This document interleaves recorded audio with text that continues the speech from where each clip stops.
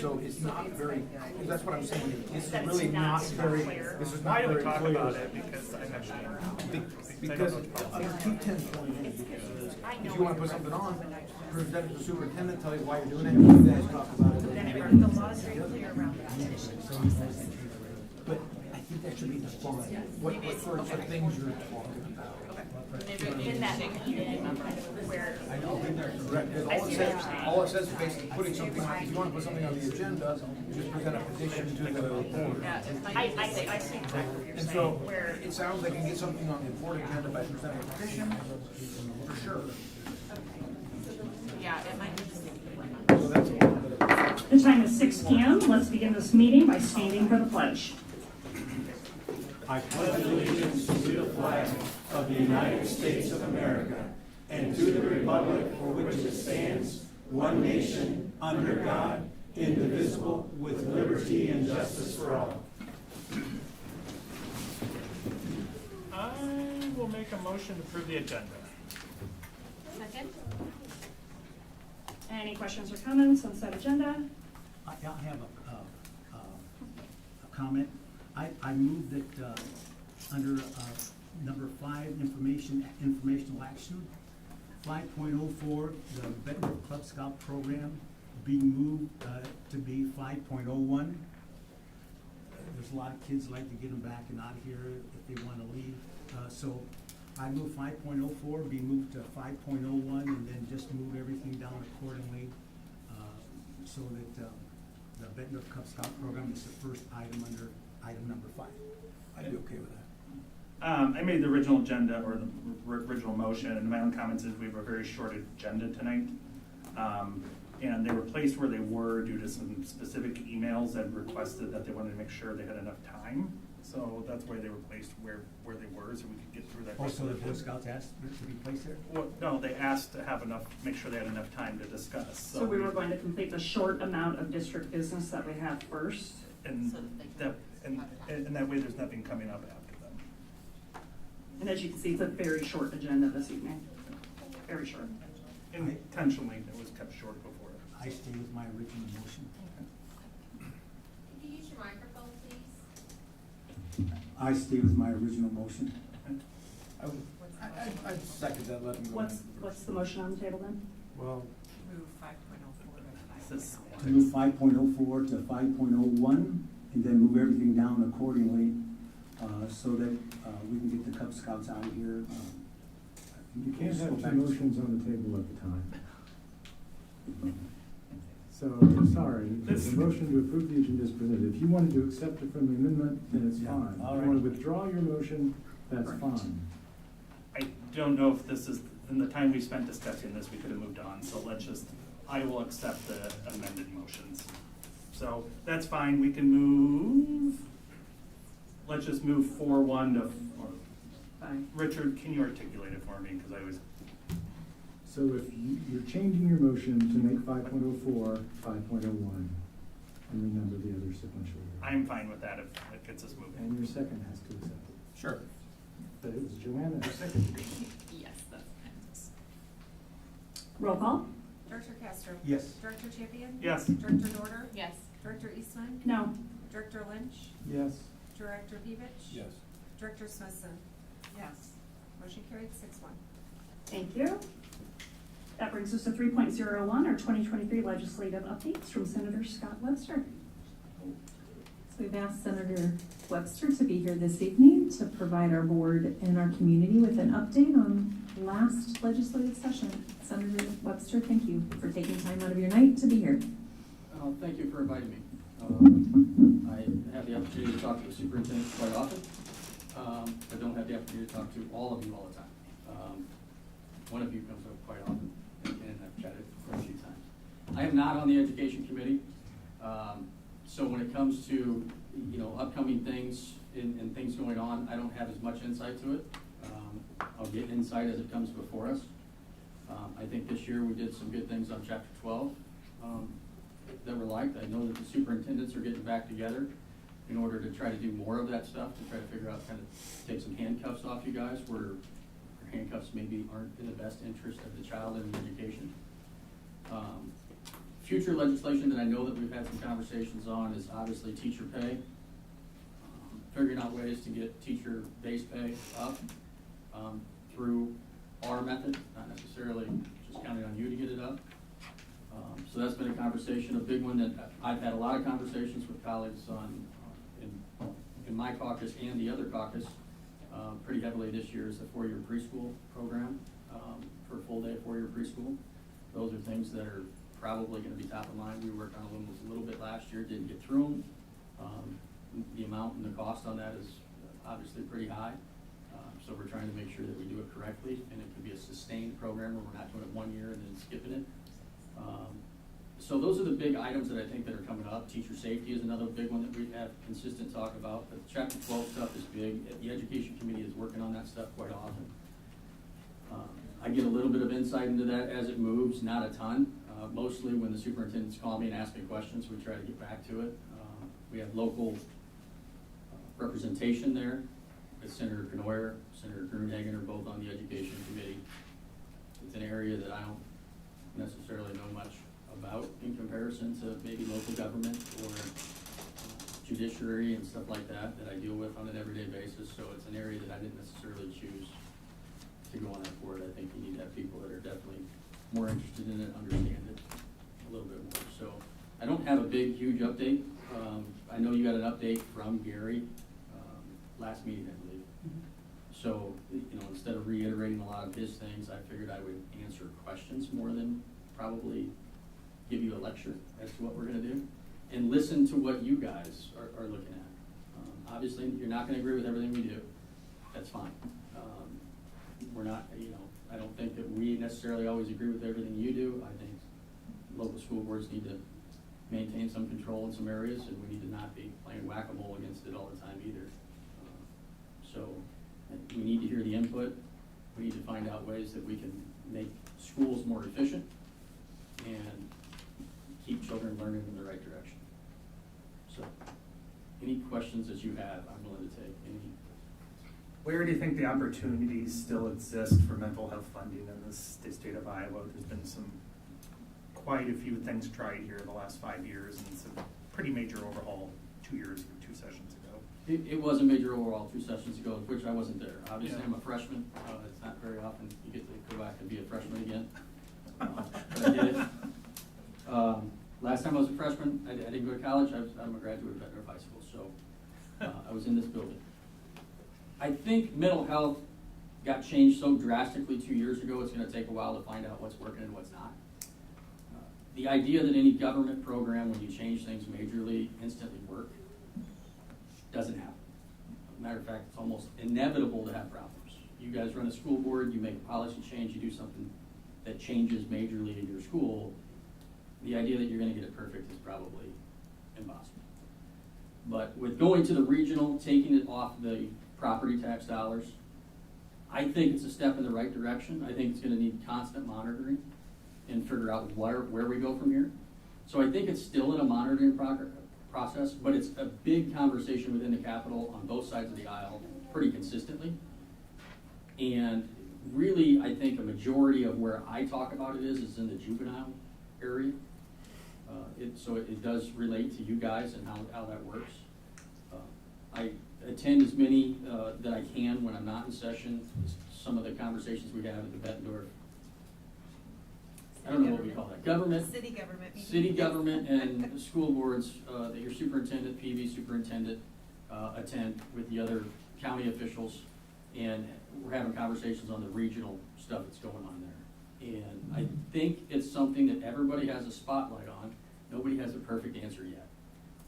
But the idea that it's not fixed perfectly yet is where we need to be. Because the idea when we think it's fixed perfectly means we quit looking at new ideas. So I think regionally we're all looking at those ideas. In between the city, the county, the state, we're looking at it. And I express the same things to Mr. Moore. I think schools needs to be realized that schools are an integral part of that process, that the kids are in our buildings 8 hours a day and the massive amount of services we are providing. And if the state could tailor additional funding to go into the schools specifically, it would help. And then my second question is, I just have two. we obviously are very fortunate to have Scott Community College next door, a short distance from us, that allows a lot of our students to earn credits before they graduate, trades, things like that. How do you see the state being able to progress funding and resources for local school districts to work hand in hand with the area, Scott Community College in this instance, to support those trade programs? Trades themselves are all the programs. I mean, there's been some frustration, warranted frustration in my understanding of what the school district has to pay the community college in order to get certain classes. That's Thank you. started to be looked at. And keep in mind, government is slow, okay? We are slow. And we're slow on purpose, because the quickest form of government you can ever have is basically a dictatorship, and you don't want that. We are slow, things move through processes, it takes time. That's the first thing I know that we're looking at in that. I'm really interested, since I represent 4 school districts, PV, Bettendorf, Davenport, and North Scott. I get a wide range.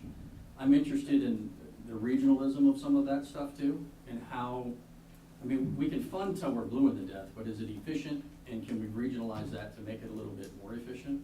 I know that North High School has really good programs coming out. You guys have a good CNA program, I believe. See, I follow some education stuff. You guys have a good CNA program. I think the trades is probably, coming from the trades is probably the strongest in North Scott right now. And trying to get all the schools involved and trying to figure out how the funding should work for that, because when you regionalize something, you gotta figure out funding. I will tell you, one of the best schools I've seen in Iowa is Central City Campus in Des Moines. It is a situation where they take some of their troubled youth. It also has an alternative school attached. And I don't think, politically I probably should never say it, but I probably wasn't the greatest child in the world. But I learned better with my hands than I did with a book. And so that got me into the trades. And at the time, Bettendorf had building through Scott Community College. Actually, I went through PV. The next step was through the community college. So I think figuring out ways to not only fund that, but make sure that that's in all of your guys' minds, and trying to coordinate all of you guys together to do that. I know that the coordination's pretty good. Sometimes the funding's tricky. And to be honest with you, I mean, your funding formula is tricky, right? I mean, I come from local government that is not easy to understand. School finance is like, algebra 25 sometimes. And that's another issue that obviously gets brought up quite a bit. So I don't know if that answers your It does. question. Thanks for being here. I'll leave you alone now. Well, and I will say Senator Scott and a couple other of our local legislators, we just recently had a conversation around school funding and what down the horizon could we do to try to simplify that, to ensure efficiency and get the programming our students need, whether it be from hands-on opportunities through apprenticeships, CTE types of programming, or more traditional, learning environments for those students that are going other directions. And so I do want to say thank you to Senator Webster and the other individuals, including Gary Moore, that were in the room that day, for having that, for being open to listening to that and saying, how can we explore that? Because if we can simplify that funding formula and get us the resources we need, we can put more time and investment into the schools and getting the programs in place that we need to. Yeah, I think getting the right funding formula, getting things understandable, and becoming the most efficient we can is all that the taxpayers probably ask for us to do. Outside of your job, which is educating kids, you want to make sure it's done in a good, swift fashion, and it's always a moving target. We're always trying to look at it, and being closed-minded in any case, your case or ours, I think is a wrong idea. So I've talked to many of you several times. Sometimes we agree, sometimes we disagree, but we leave the table, and I still respect each and every one of you in that fashion. So there's no way that's the only question. I'll ask you one, Senator Webster. I appreciate that you said you're not on education committee. Yep. And so I'll appreciate there may be limits. Yep. As school districts are trying to work through some of the ramifications of that age-appropriate book rule that was passed, Yep. it seems like it might be broader in scope, at least in some interpretations, than was intended, when titles like 1984 and Beloved and The Fountainhead are being put on cannot be used lists. Is there any chance that that might get fine-tuned and improved so that it's not quite such a broad brush? I think this is a difficult one. I believe it probably will. It seems as though in today's age, everything kind of gets blown up a little bit, probably more than what it should. To me, age appropriate is a pretty easy term, right? I'm just maybe a realist, because I actually didn't mind that term when it came through. I think age appropriate is a really easy term to put out there, and then have people go from there and decide whether or not, let the librarians make their decision based upon age appropriate, and let it go from there. I thought that would kind of work its way out. I don't know that we might not need to go in and be more detailed. I talked a little bit with Senator Rosenboom about this, who's the chair of the Education Committee. So I can't guarantee anything, obviously, because I'm not on that committee. I think you might see some tightening up and some understanding on that, so that they know. I just think the idea of, and I don't like the idea of going in individualizing books in state code. I just think that's a little weird. I mean, that's why I thought age appropriate. I mean, sometimes we just got to use common sense, and it's a tough situation. I get it on both sides.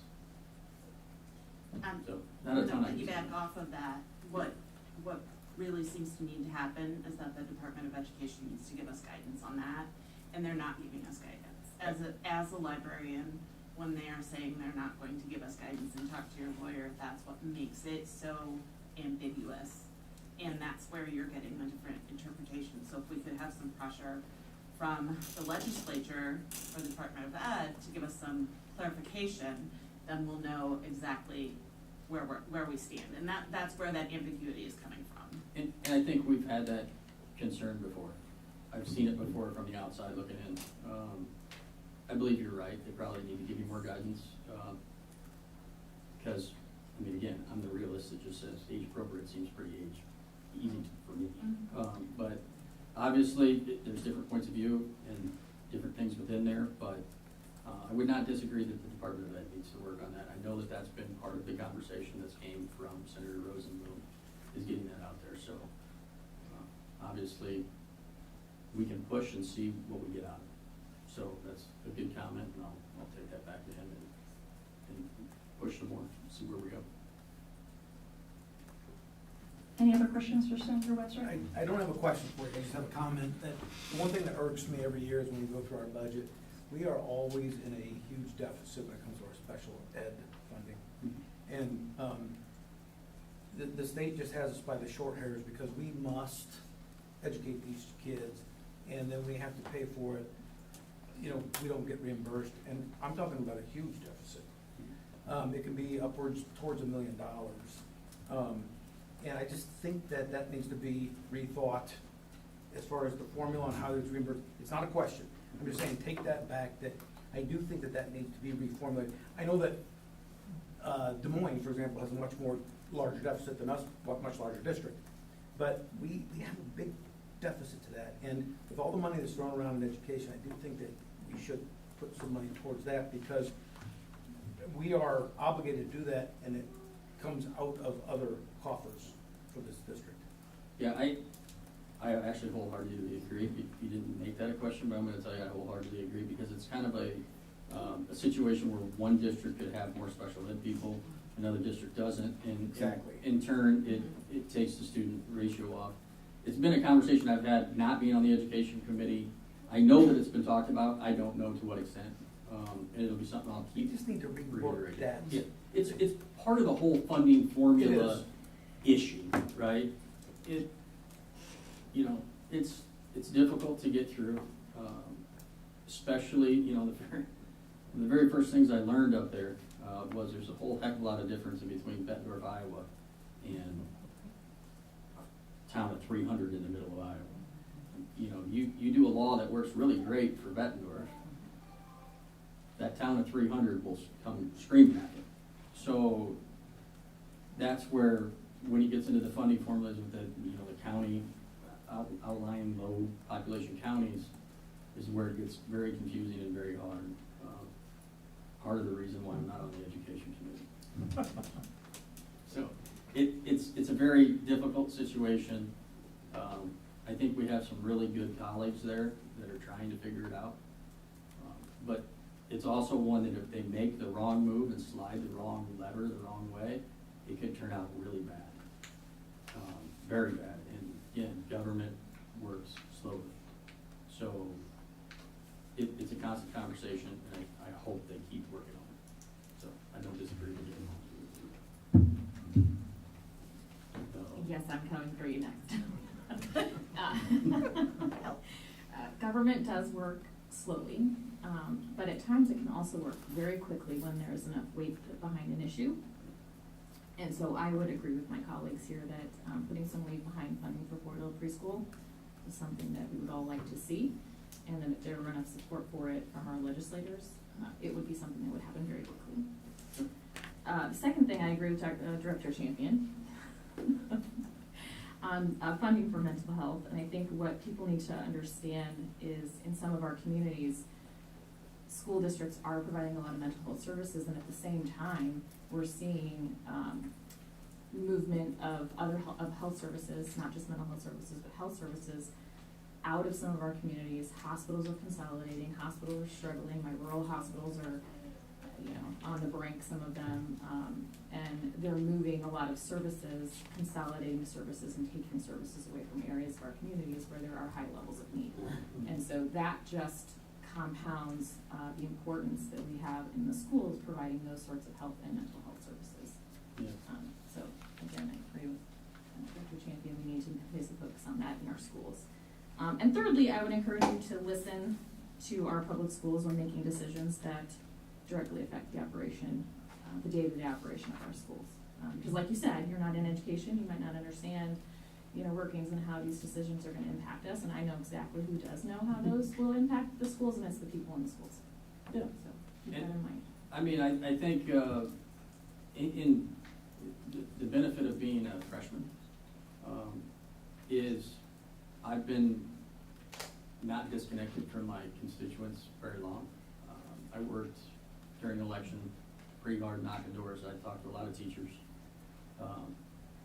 And at the same time, recognizing that I'm not the smartest guy in the room on education, I rely on my colleagues who have been there a long time doing all that stuff. I rely on the superintendents of all the districts, the school board members.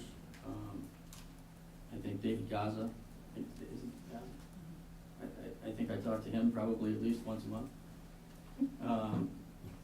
And again, it's not that we're always going to agree, but it's that I'm going to listen and take back and ask questions.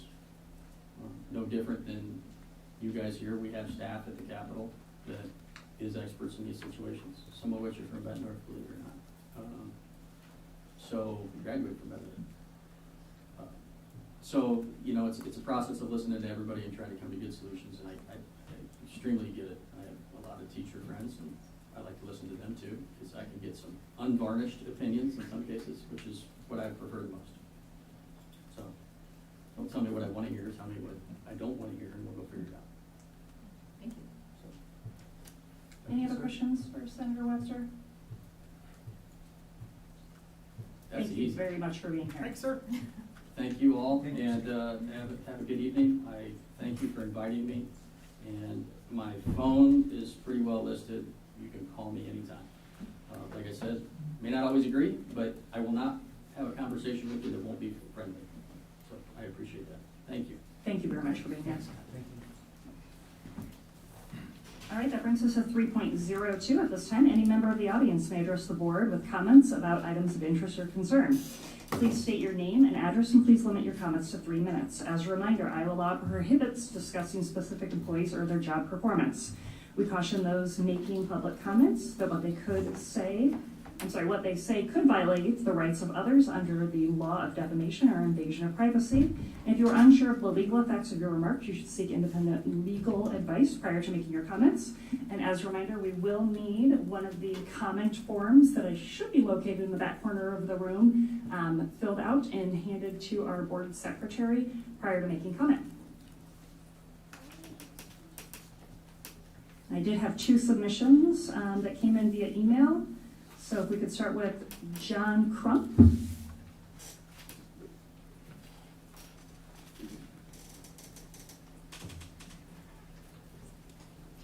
Good evening. I just wanted to talk tonight about the Cub Scouts here in Bettendorf. Bettendorf is a premier city, and I think we all know that. We all live here. But Raise the microphone if you can. hearing the things that I've been hearing, I don't feel like the school district is very premier with this particular policy. And it concerns our Cub Scouts.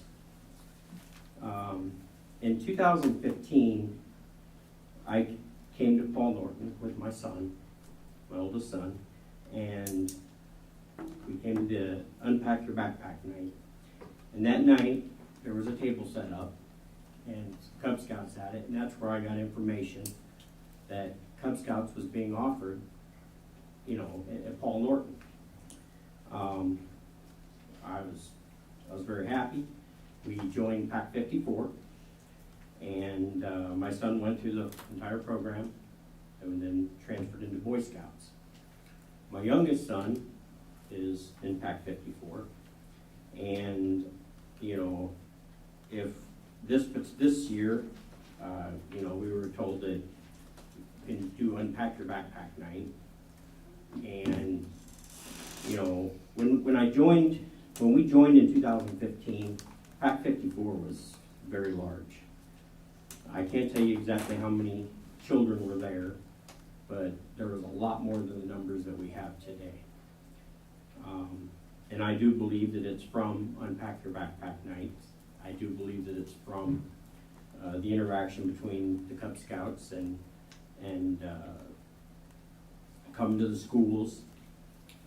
And I guess I would like to see this policy changed. I don't think it's unreasonable at all. Just look at these kids. These kids are our future.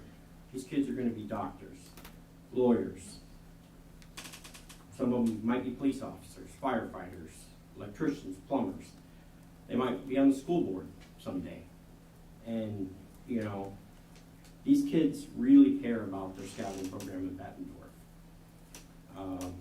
I've asked around with some other school districts all around us, and they seem to have like an open policy allowing the Cub Scouts to be able to do the Unpack Your Backpacks, to be able to come into the schools.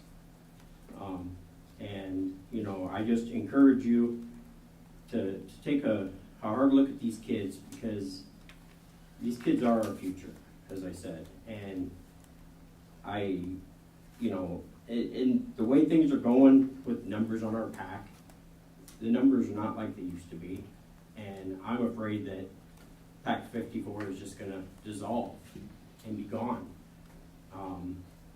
I had a chance to go over to the high school. I know they set up, they had that set up over there to where we could set up a table.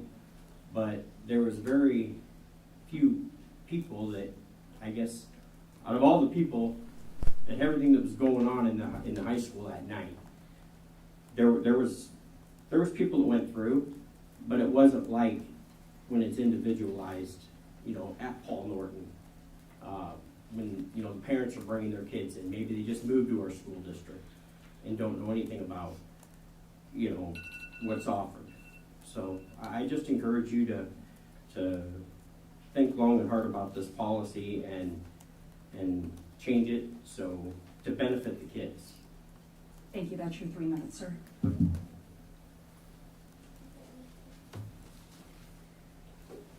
The next submission I had was from Michael Burns.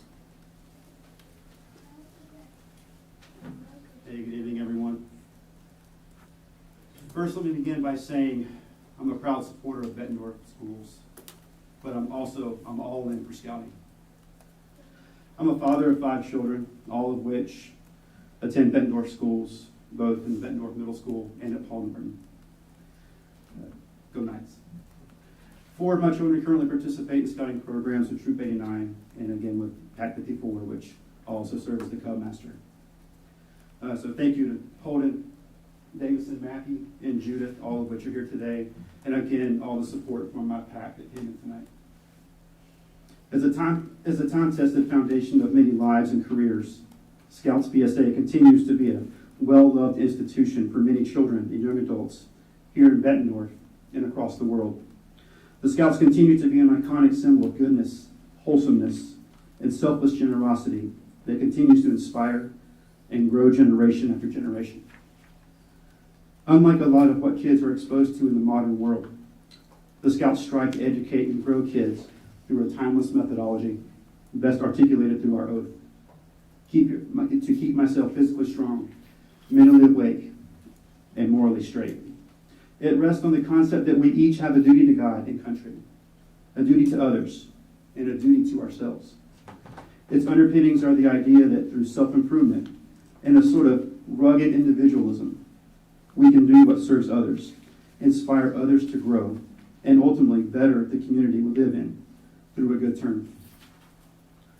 Scouting is really a club of like-minded parents and kids who come together to work on concepts that should be standard in good parenting, focusing on certitude, kindness, and self-help as a means to improve society, and ultimately pull ourselves and others upward toward success. Its defining principles have developed millions of kids to a large or small extent, giving them additional tools to navigate the world in a new capacity. Those opportunities exist, but are unknown for many of our local families due to current policy that restricts our efforts to effectively communicate with them. To echo my fellow leaders, the following steps should be considered. We request the ability to support Unpack the Backpack Nights at our 5 elementary schools. Traditionally, this has been a critical first touch point with prospective Scout families. Scouting requires strong relationships with parents that are built on trust, many of which start at these events. Allowing our units to set up a booth at these events provides an opportunity for parents and children alike to learn firsthand what Scouting is, while putting a face to the parents and leaders who run the program. 2, we need your support and assistance in the marketing of Cub Scouts and other youth civic organizations. That's your 3 minutes. I thank you for your time. Thank you. Anyone else who would like to speak? Now is your time.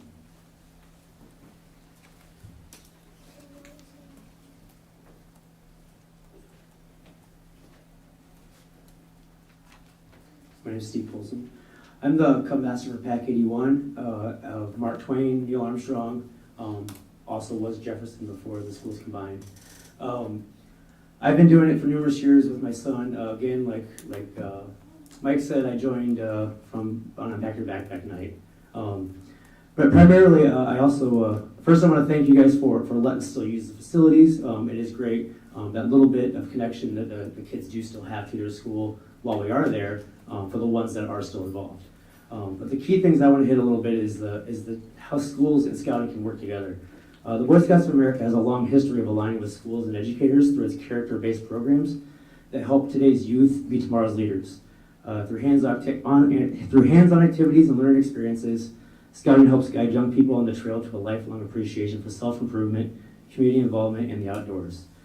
Sharing the same goals makes Scouting, schools, and educators an ideal team. Scouting gets that scientific, with our exploring the sciences in different ways in the outdoors and giving hands-on time with science, chemistry, astronomy, maps and compass, environmental science, geology, aviation, science, insect study, and a few other topics of exploration. Scouting's activities expose youth to technology galore as well, from archery, computers, and robotics to architecture, composite materials, and photography. Scouts have a clear advantage that with exposure to stimulating experiences. Our programs give them many opportunities to interact with adult mentors and subject experts like zookeepers and rocket scientists, to participate in hands-on activities like building robots, model rockets, Cub Scout Pinewood derbies, and then also taking day trips to places like quarries and observatories. Scouting builds excitement through engineering. It's always used the outdoors as a learning environment.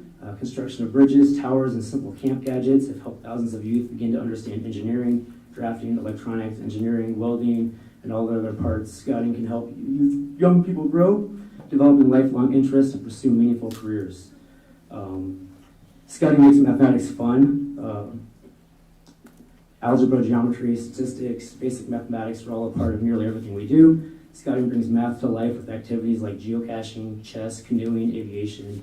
By participating in fun, stimulating activities, young people learn how math applies to everyday living in the world around them. Scouting and literacy go hand in hand. Scouting understands that reading gives young people the opportunity to strengthen their literacy and comprehension skills. From the Cub Scout handbooks to the BSA handbook, venturing manuals, and Scout Life magazine, our youth publications are created and produced specifically with youth members in mind. They are contemporary, engaging, and reflective. Scouting helps young people grow and develop leadership skills. For example, Cub Scouts learn how to follow instructions and directions with projects they do with their den and pack. Scouts BSA members learn how to apply Scouting's leading edge, explain, demonstrate, guide, enable, as they mentor younger Scouts and teach them new skills. And Scouting just grows model citizens as well. Thank you.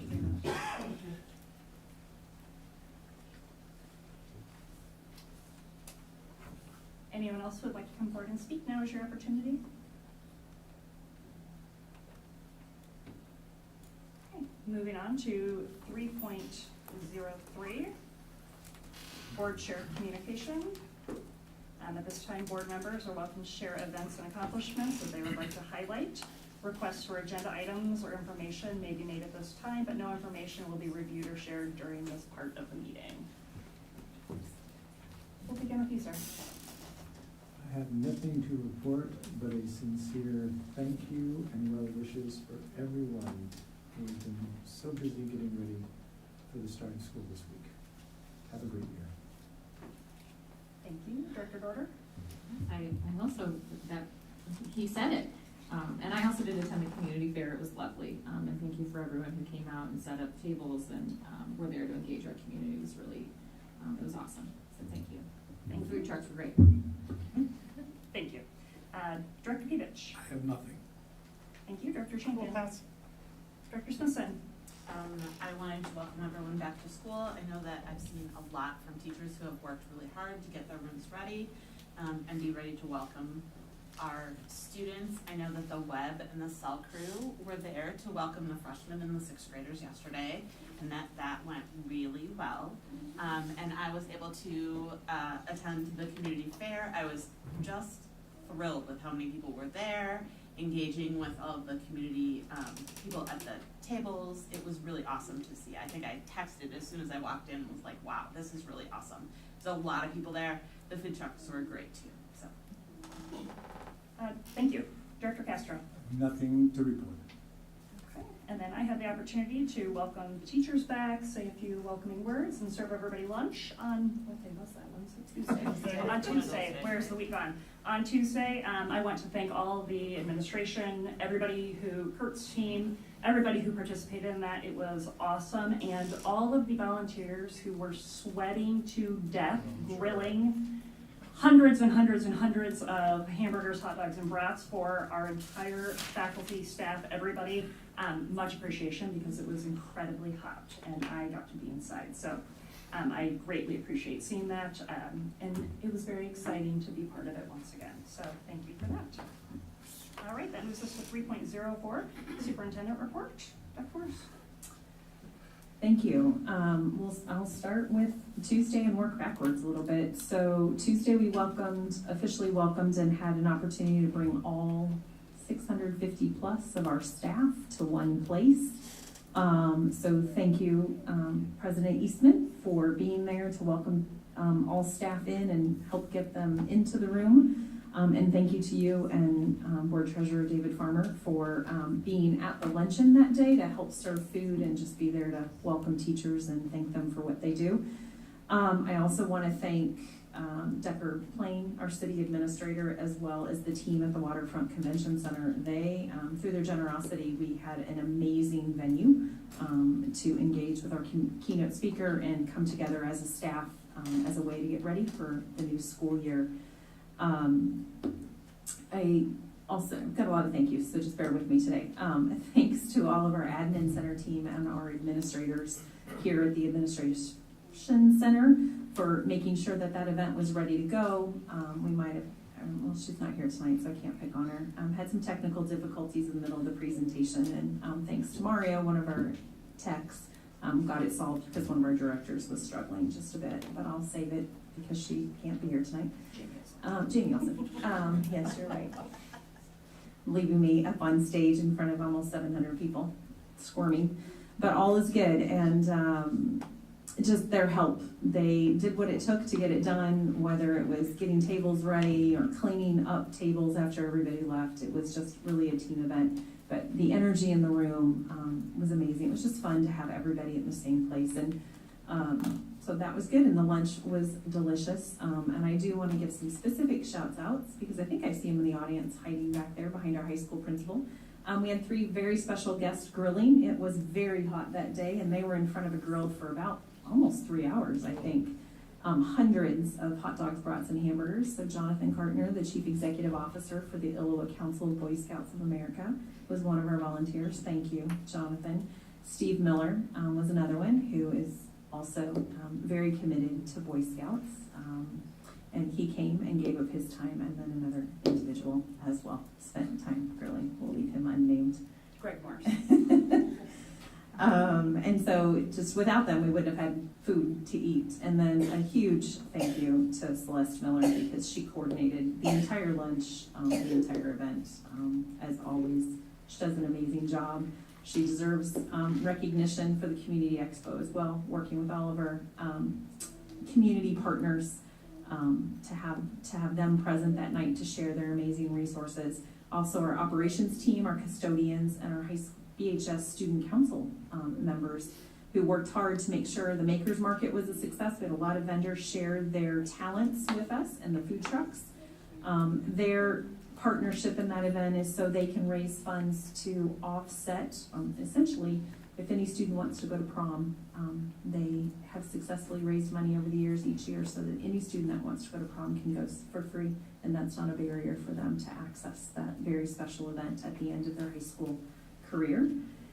And thank you to our Bettendorf Community Schools Foundation. They provided dessert for our lunch.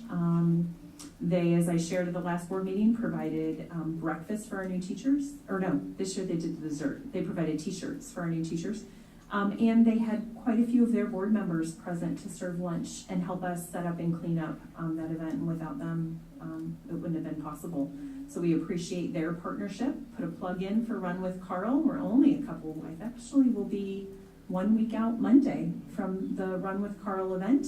Monday, September 4th. You can still register. I know they're taking registrations. And if you don't want to run or walk, you can volunteer, and they always can use another set of hands. So please consider that. All of those funds raised for that event come directly back to our students here in Bettendorf as well as Pleasant Valley. It's a lot of fun. It's a great event. It's a great way to support our students directly. What else did I miss? I want to also give a thank you and a shout out to Paul Norton PTA, our middle school parent link, and district administrators for their generous donations of raffle prizes for our staff on the Welcome Back on Tuesday. In all, we had about 24 prizes that were raffled off to staff that morning, and it's always fun. They always get excited.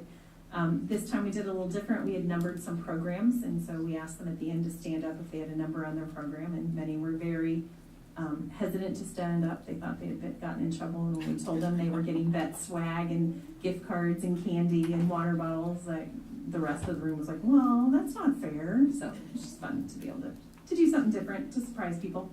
Overall, it's been a great week. We had the privilege and the honor of welcoming back students and families yesterday. Despite the heat yesterday and today, it has gone very well. Huge shout out to our bus drivers. I think I saw, oh, there he is right in front of me. I'm used to you in the back and you threw me off, Kurt. I checked in with Kurt yesterday to see how they did after the run yesterday afternoon, and they remained positive, and just who they are, the consummate professionals of making sure our students get to school and get home safely. And so a very big thank you and shout out. Hopefully we'll have some relief from this heat tomorrow, and then definitely by Monday. Enrollment update. It has been a busy couple of weeks. We have had quite a few, I'm going to look at the high school team, new students enroll, and not just open enrollment, but new students moving into our district over these last 2 weeks. So our secretaries deserve a very big thank you at all of our levels for the work that they're doing with district administration team members here to get everything verified as quickly as possible, get kids loaded into our systems so that they can start school. And thanks to our tech team who are scrambling to find Chromebooks for our new students so they have access to their technology as well. It is definitely a team effort, and I couldn't be more proud to be on that team. Like I said, we've had a great start to the school year so far. It is hard to believe that we did open the new school year yesterday. And we are excited. I had a lot of fun out at sites over the last 2 days, just welcoming kids and families back and being around, and the teachers. The rooms look great. Our custodial team did an outstanding job. I was sharing on Tuesday with all staff. Our buildings look spectacular. So if you haven't been in them for the start of the school year, I encourage you to see them. They look amazing. And we couldn't do it, like I said, without the team that we are surrounded with. So that's it for my report. Thank you, Dr. Morris. Brings us to 3.05, BEA report. BEA President Emily Colson reached out to me earlier today. She's got a family matter that came up at the last minute, but she wanted me to share a message with our community and with our teachers. Just thanking our teachers for the incredible job they've done to kick our school year off in such a positive way over the past 2 days, and just excited to welcome back our students and our families. So she will be with us next time.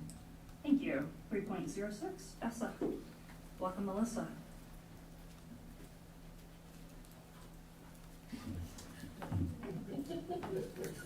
I just want to make sure Curtin was on here. Why? Oh, is that why they're all laughing at you? Yes. Good evening. It's great to have our students back in the buildings. The energy level has been fantastic. The kids have been great, and it's been a lot of fun watching our student leaders thrive, leading their groups of new students at the middle and high school levels. I've heard from multiple staff members in multiple buildings that we're off to an amazing start for the 23-24 school year. While there's something very peaceful about our buildings over the summer, nothing compares to the vibe in them when our kids are back. Based on the energy level, I think we have many staff and students who are sleeping very well at night. I want to take a moment to give a shout out to our building secretaries. These ladies worked diligently the last few weeks to help get all of the necessary things back in place to kick this school year off in the smoothest way possible. We found a way, made a way, and got the job done. Our paraeducators have worked tirelessly the last few days to make sure their cooperating teachers had all the support they needed to be able to start the school year off successfully with their students. It's been great to watch these teaching teams come together and start the year strong. Our students were very excited to be united with their paras at work, and vice versa. While our staff goes above and beyond to get everything done for our students and each other, we still have many positions open district-wide for paraeducators. Being a para is one of the most rewarding positions in education. A para is able to form a relationship with a student unlike that of any other staff member. Depending on the specific needs of a student, our paras are the next best thing to them being able to have their parent with them at school. They are affectionately called school mom and school dad. The relationships formed within their teaching teams are like family. If you think you or someone you know would be a good candidate for a paraeducator position within our district, I encourage you to go to our website, complete an application, or reach out to one of our paras for more information on what they do and why they love it. I want to give a particular shout out to one of the paraeducators at Bender High School, Gina Laughlin. Gina always goes the extra mile, but already this year has gone above and beyond that, including volunteering her own time outside the school day to help others. I could spend several minutes going through all the extra things Gina does outside of her daily responsibilities, but one of the most impactful is that she serves not only the teaching staff she is paired with, she works with other teachers in our building to fill gaps so that our students receive the needed services. Gina is solution-focused and thinks outside the box to help find new ways to serve our students, and VHS is extremely fortunate to have Gina on our team. We are excited to welcome several new members to VESTA this year, and our first VESTA meeting of the year will be on September 5th at 4:15 at VHS. This meeting is open to all paraeducators and secretaries regardless of membership status, and we invite everyone to come join us. We are looking at building calendars to solidify the date for our parenting program pilot kickoff meeting, and we'll get that information out to secondary paras as soon as we have a location within VHS confirmed. Thank you. Thank you. Brings us to 3.07. Is Charlie here? I do not believe he was able to be here this evening. Okay. Sure, we'll see him next time around. All right, that brings He us and I have been corresponding about maybe some differences of what they bring in this year, so I know he is looking forward to this. Thank you very much. 4.01, do I have a motion? I'll make a motion to approve the consent agenda as presented. Second. Roll call, please. Director Champion? Yes. Director Dorder? Yes. Director Eastman? Yes. Director Lynch? Yes. Director Peters? Director Smithson? Yes. Director Castro? Yes. Motion carried 7-0. Thank you. Reorder things here. Okay, so the new 5.01 is going to be Bettendorf Cub Scout program. So, Dr. Morse, do you have any information leading into this for me? Yeah, I do have some background information that I would like to share Thank you. prior to, as we kick off this agenda item. So, over the course of several months, actually, back to late spring, early summer, I've been having ongoing conversations with a variety of individuals within the Boy Scout organization. Celeste Miller and I have. Going to kind of, as I've shared in either on phone conversations with some in this room, as well as in meetings, I just kind of want to reshare what the law says as a public entity, which we are as a public school district, what we have to do to try to help individuals understand or clarify some of the misinformation that as I've had conversations that might be out there. Have some timeline that I'll go over and some other items. Also verified with our legal counsel that these is what we need to be compliant to. So as to the outside groups having access to district facilities, this is a constitutional issue related to the type of forum the school district constitutes. Once a school district opens itself up to use by the public, in this case a community organization or group, it must treat other similarly situated groups the same. Essentially, once a school district opens its facilities up for use, it creates a public forum, and the ability to deny access to that forum is restricted. The district probably would end up in legal trouble when it allows one entity access but refuses another. So essentially, as I've used the phrase, as some of you in the audience know, and I've had conversations with you on the phone, and I appreciate those conversations, so thank you to several of you out there. What we do for one, we have to do for all. And that'll make some more sense as I go through this. In addition, the school is not a setting allowing for a captive audience for groups to recruit. As noted, any group, whether it be Boy Scouts or another group, have equal access to those events specifically created to allow for community groups to provide information to parents. To provide additional access would create problems for the district.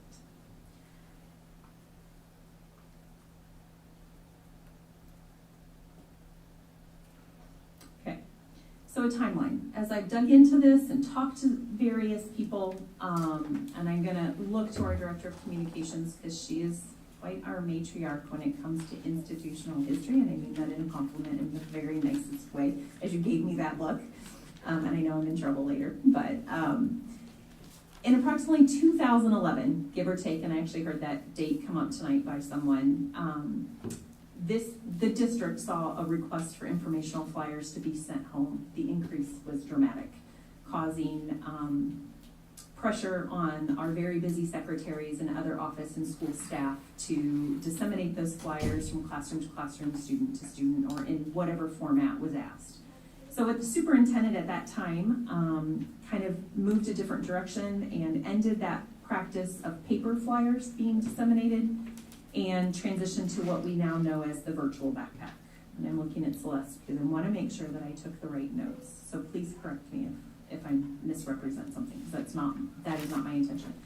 Approximately 2017, it was noted that consistency in enforcing kind of this compliance piece around public entity and what we do for one, we must do for all, had maybe some inconsistencies in it. And there were some concerns raised around groups wanting access during the instructional day and the requests to come in during the school day to engage in recruitment type of activities was increasing and starting to impact the ability around the educational experience, which is what we are here to do, is educate all of our children that come through the doors.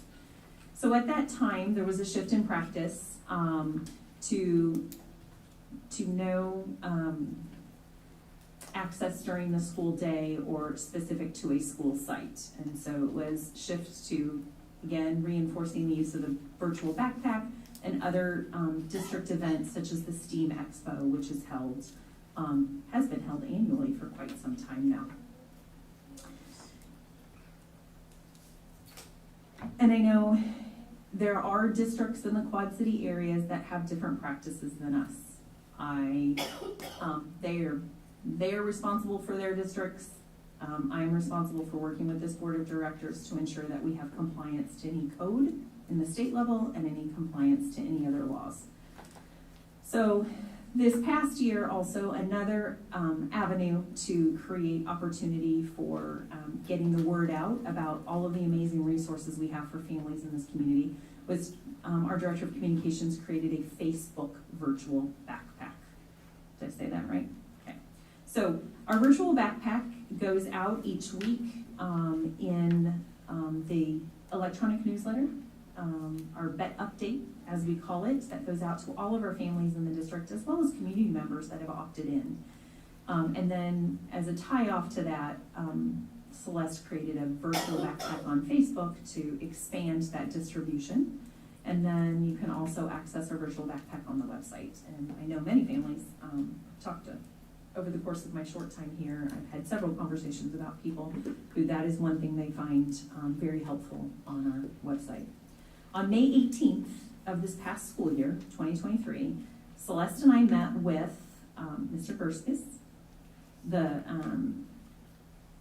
as well as Jonathan Cartner, the CEO for the Illinois Council, and Zach, I'm not even going to attempt your last name, B, because I will butcher it and I don't want to do that. I don't want to be, who is the COO of the council. We had a meeting that day, appreciated their patience as we worked to try to blend schedules and make them all work. And I'm going to just share a summary of what we discussed that day about opportunities that community organizations have within our district. So we've already talked about some of those community events, such as our Community Expo. It's been our third year that we've held that. We're always looking to make that experience better, and we recognize some of the concern expressed was that it was in conjunction with Unpack Your Backpack and Open House at the high school. As I've talked to families, I said if it was not in conjunction with Unpack Your Backpack, they're not sure that it would encourage them to come or not encourage them to come, but they did definitely say the food trucks this year was a definite benefit, because after Unpack Your Backpack, they were able to come over, feed their children dinner, walk around, learn about other resources in the community, and do some shopping at the Makers Market. So I think that was thanks to the student council who were able to secure those food trucks. We have the STEAM Expo. This year, it was this past year it was in March. Unfortunately, there was a small snowstorm that happened that day. But it did not deter 1,300 people from coming through the doors of the middle school that day. I understand that some of our local Cub Scout troops were scheduled to be there, but due to just some other commitments, is my understanding, and a lack of, because of weather and other commitments, they didn't have enough individuals to be there for that table, and we were sad not to have them. I know a local Girl Scout troop was there and had a room. I was able to visit with them. In terms of information dissemination, we talked about the virtual backpack, the website. Information is also included in our Friday district newsletter and posted on the virtual backpack Facebook page. They have opportunities, our community partners have opportunities to post signs, like the yard signs, in 2 locations. And we have it for any organization that asks. The corner of Tanglefoot and 18th by the tennis courts at our high school.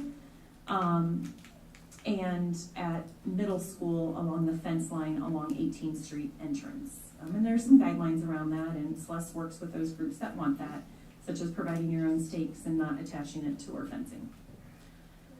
Parent-student engagement, one of the other opportunities we talked about that I had suggested when we were meeting was developing some partnerships with our PTA, PTOs, Parent Link. Those organizations are always looking for more volunteers. What they're starting to hear is, well, we want to attend the fall festival with our children. We don't want to work it necessarily because we want to go around to the different booths with our own kids. And so we talked about what a wonderful opportunity for our Cub Scouts or Girl Scouts to serve at that, because service is a very large tenet in those organizations, and to have opportunities in conversation to talk about what they do and why it would be valuable for them to come alongside and join them.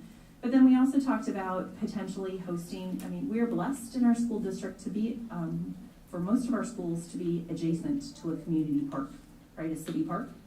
And so what would that look like to host after school one day, or especially on a Wednesday early out, either a small cookout of hot dogs, or have the Kona ice truck come by, or pass out freezer pops, whatever that looks like.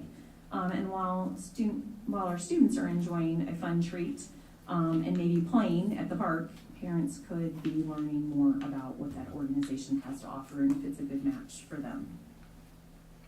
We also have had, I know the Paul Norton troop has been very involved in doing some beautification projects at the school. I know they work with our director of operations quite frequently. We've got our troops that assist with flag ceremonies or Veterans Day assemblies, and so they're very much involved in that. I know on Tuesday morning, they, do I have some of our troop members here from Paul Norton? They assisted with the flag raising ceremony that kicked off the day. There they are. Thank you, gentlemen. I see on the floor, right? And thank you, young lady, for helping. We welcome that and appreciate that collaboration. And then I think there was some discussion around how could they potentially participate in the homecoming parade. And then we would have the contact for that. I think from my lens, I welcomed the conversation with several in this room to clear up some misinformation and misunderstanding that's been going around. We're appreciative of all of our community organizations. As a superintendent, as a mother, and as an educator who just started her 29th year in the profession, education is about service. It's about putting others before yourself. And so we recognize and appreciate that core tenet to any service organization. And I would never want to put a policy or practice in place that inhibits that ability for students to learn the value of serving others, but at the same time, I will never put this district in a position that is in direct violation or compliance with a law or a code that is required of us. We appreciate the passion and advocacy that so many in the Cub Scout or Boy Scout organization have shown over these last couple weeks. And know that our practices and policies are all about compliance and nothing to do with an organization, as has been shared with me on social media. Because of our role as a public entity, we are not able to pick and choose who comes into our buildings. Our number one responsibility, too, at the end of the day, is to make sure that our students receive a consistent, rigorous, and relevant education. And the law guides this. We will always continue to appreciate and develop relationships with our community partners. We value you. We can't do it. We want volunteers. We want you to be a part of our school. But in terms of information dissemination, there are guidelines that we have to follow. And in summary, what we do for one, we have to do for all. And so I appreciate the opportunity to give some background information. I appreciate all of the time that I have had multiple conversations with their CEO, Jonathan. He has been nothing but the consummate professional, a great thought partner. Had the privilege of meeting the president of the council, I'm going to get that right, executive council, Mr. Laufenberg, yesterday, and appreciated a couple conversations I had with him. And then Mr. Burns, Mr. Crump, to name a couple, had those opportunities. Mr. Gerskis, I know you're in here, there you are, in the back, standing up. And so, but at the same sense, there is certain pieces we have to follow. And there you go. I think that is.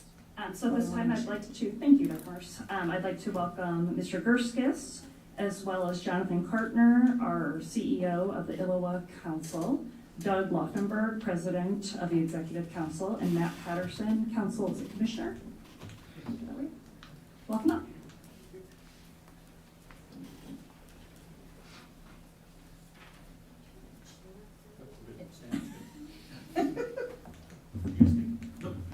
After you. We're answering questions. Good evening, everybody. And I'm sorry I'm not wearing my full uniform. I tore my pants 2 weeks ago at scout camp, and they don't fit right now.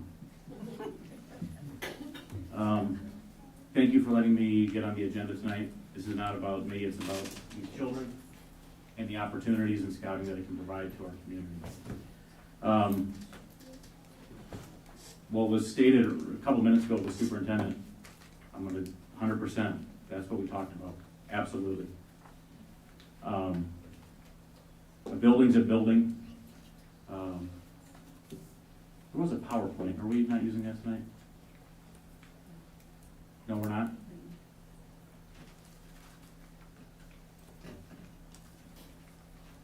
One moment.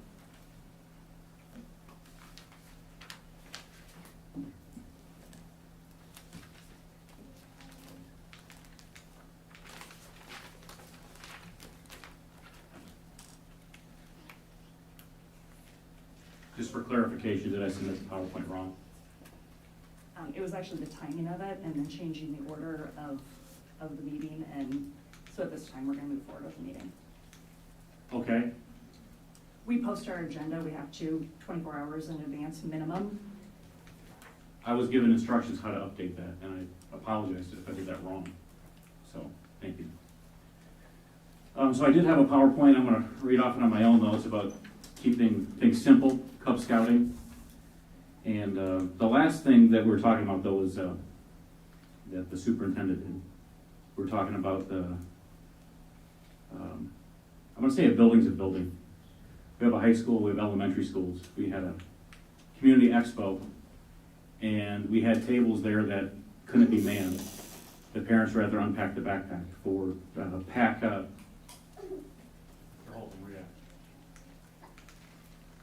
Thank you. They couldn't work their booth, they were with their children that night and unpacked the backpack. They're going at the same time. There was some overlap, some were 5 to 6:30, some were 5 to 6, but there's a lot going on that night.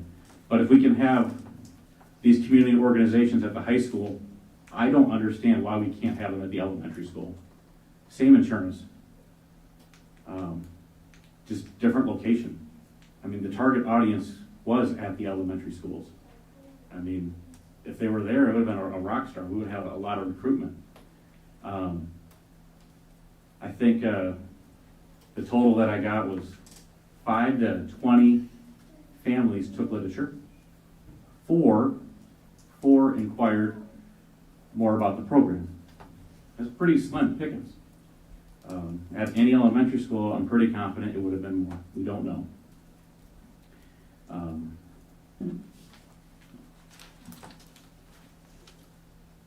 We heard other speakers speak tonight. We're not looking for a lot. We're looking for the ability to support unpack the backpacks at future nights because we missed our opportunity. We're down to 77 scouts again. Last time we were 2 weeks ago, we thought we had 3 packs. We're down to 2. We lost Hoover. There's no parental support. It's hard to recruit sometimes. We talked about additional action desired. We like to have support and assistance in marketing of Cub Scouts and a lot more has been brought up. Even, I heard that the other night of some more opportunities that we can do, but we need to open up the channel. Our most effective way is unpack the backpack. That's when the whole family is at school. That is when they're getting their child ready for the first day of class. That is when they set their fall calendar or their activities, what is going on. That's important. We used to have scout talks, where a scouting professional would come in, generally at a lunchtime. Scout talks are short 3 to 5 minute pitches about activities and the excitement of scouting. They were conducted a number of ways: lunch, classroom, recruited in classroom. We do them in other school districts all the time. I understand that this board's job is to look out what's best for Bettendorf, but there's a lot of smart people in this room. There's a lot of other smart people in the school district. It can be done and repeated. It's important to your constituents. It's important to me. We need scouting in our schools. We're a year and a half away from nothing. 77 scouts. Council can tell you how many we're down. We're down a lot. Things can get better, but we need your help. We're not asking a lot. We're asking for 3 items. Support us to unpack the backpack. More marketing, and let the professionals in. I don't care if it's the Girl Scouts. Thank you, Girl Scouts that are here tonight. Thank you. How many lions are, can you raise your hand if you're a lion? Tigers? Wolves? Bears? Weeblos? What's next? AOL, I forgot you, I'm sorry. Good job, AOL. Our den leaders? All right. Our committee chairs? Members of the committee? All right. How about troop members? Do we have anybody that's in the Scouts BSA troop? Scouts? Adult leaders? All right. Thank you. Girl Scouts, Cub Scouts. Any 4-H people here tonight? But I do know you support one, you support them all. And we have good parents that know what they want, and opportunity is there. Let other people in. I'm not trying to reinvent the wheel, but let people in. Who are we afraid of? Like, I don't know which groups we're afraid of. I know that got brought up. We have to let one in. Who are we afraid of? I don't know.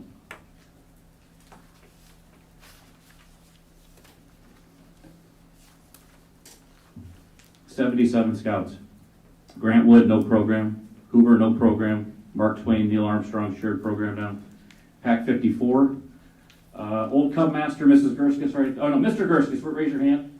There you go. My dad was Cub Master there many years ago. My mom was the committee chair many moons ago. I do agree we need a strong partnership. We can make it stronger. If we get the numbers back like we used to, we can do great things. I mean, our students, they need it. We're all not going to be a superstar. We're not all going to be an athlete. Believe it or not, I was at Hall Conference in something at Bettendorf, go Bulldogs. But we need to treat these children right. They need the opportunity. And I'm asking these 3 simple requests. Please help us. Do you guys have any questions for me? I do. So what you're saying is that, are you saying that it is because you don't have that partnership, that you don't have Cub Scouts in these other buildings? Or is it lack of parental support? I mean, you've mentioned that you don't have Hoover because you don't have parental volunteers. So I guess I'm trying to figure out, are you saying that we, because of a policy like this, have negatively affected your program? That's not exactly. I didn't say that. Well, I mean, I'm just trying to figure out, you're saying that you need, I guess I'm confused. You've got lots of opportunities, right? And are you doing anything outside of the schools to We're always looking for more opportunity, but these are the most right. Are you doing anything opportunistic ways outside to go. of the schools to recruit? What are you Always. doing outside of the schools? Everything we can. Can you give me some examples? I mean, I guess I'm wondering, you're saying that So you've got to be we able lost to Pack. We lost Hoover because of lack of membership. COVID destroyed everything. I don't know if everybody remembers that. We went to virtual everything, and it made it very difficult for most activities. We had, our Iowa Council is fantastic. We had a virtual camporee. Okay, camporees where we have lots of Cub Scouters and Boy Scouts. We go camping, we do activities, we do hikes, we do a service project. We had virtual camporee. We did it from our house. We did it from our backyard. COVID crushed us. Our membership got crushed. Almost 2,500 scouts were down. That's a lot. We have less than 2,000 in our area now, at or about there. So with regards to Hoover, and with regards to having these open houses, these friendly nights, that's where people meet the scouting program. And if those are restricted and we're not having them, and we're not hitting those target numbers for easy layups, to making the awareness of our awesome programs, if kids can't get excited about camping, about rolling around in the mud, it's hard to grow numbers. And those are an easy layup that we know we can grow numbers without asking a lot.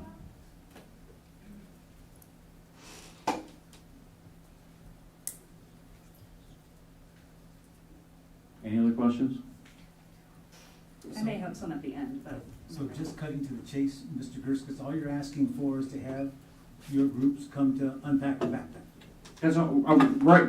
Yeah, it got removed. I have an email in here, and it said for what it didn't say a reason, but it was removed from the schools to the high school here. I don't know why. We used to be able to do it. One of the reasons for that, just so you're aware, is because we have packs that are multi-school packs. Having them in one building would not make sense because we only have 2 packs for the district. So we were trying to be inclusive of every program that we offer within the district by offering one area that all parents could go to and see all the offerings within the district. So that's the reasoning behind it. If that was brought up to me, we have so many volunteers, we would have set tables up at every school. There would have been no problem with that.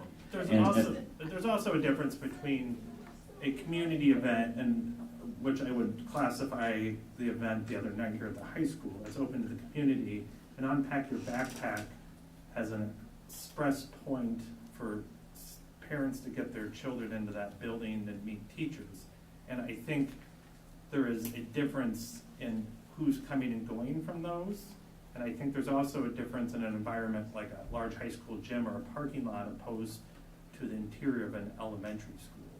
And as I expressed to you in an email, my concern is this: you let one in, you let everybody in. And it's not that I'm afraid of everybody or I'm afraid of anyone, but it's the fact that how do you begin to control the number of people applying to come back to the school night?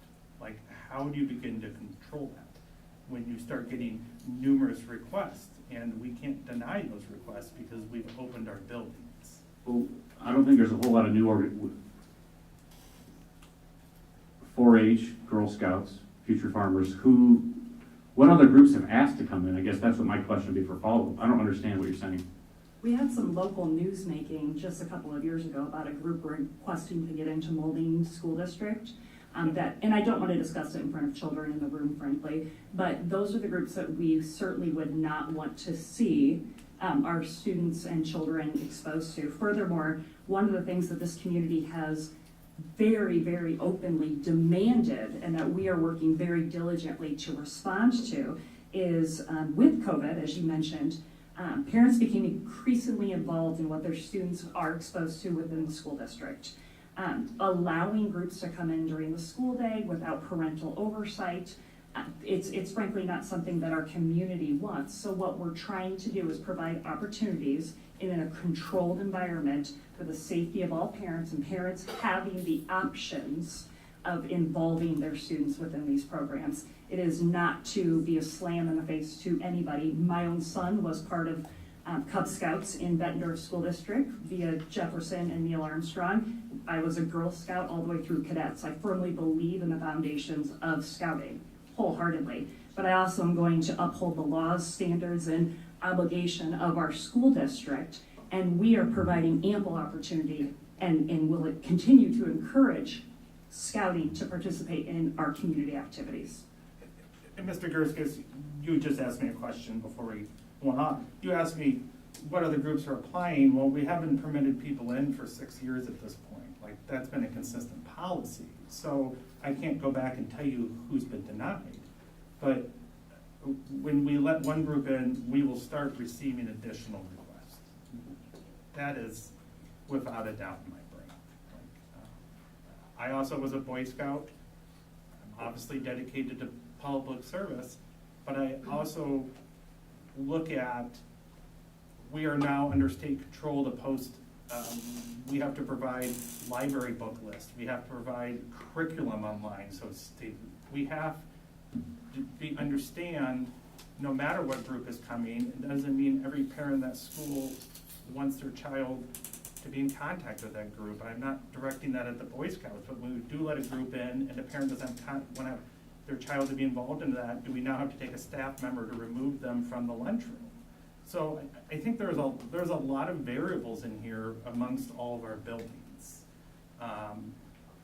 And I was very frank in my email, our days within our buildings are times, and this does not go directly to unpack your backpack, our days are packed. They're packed with math, they're packed with reading. I frankly have parents talk to me about their kids not even having enough time to eat lunch within our buildings. And to put more variables into that, I do have concerns about that during our normal school days. I think if we could spend 5 minutes exposing children to the opportunity that'll change their life through God, family, country, that's important. 5 minutes isn't a lot. I think we can find that. I come at this from a related but different perspective, because I served as a Girl Scout troop leader and then was involved in the local larger organization for a number of years, being a father of a daughter, until some change in job responsibilities meant I had to step down. And I worked through this period we've been talking about, when Girl Scouts stopped attending Unpack Your Backpack, and when Girl Scouts went through COVID. And I completely agree with you that these have been challenges.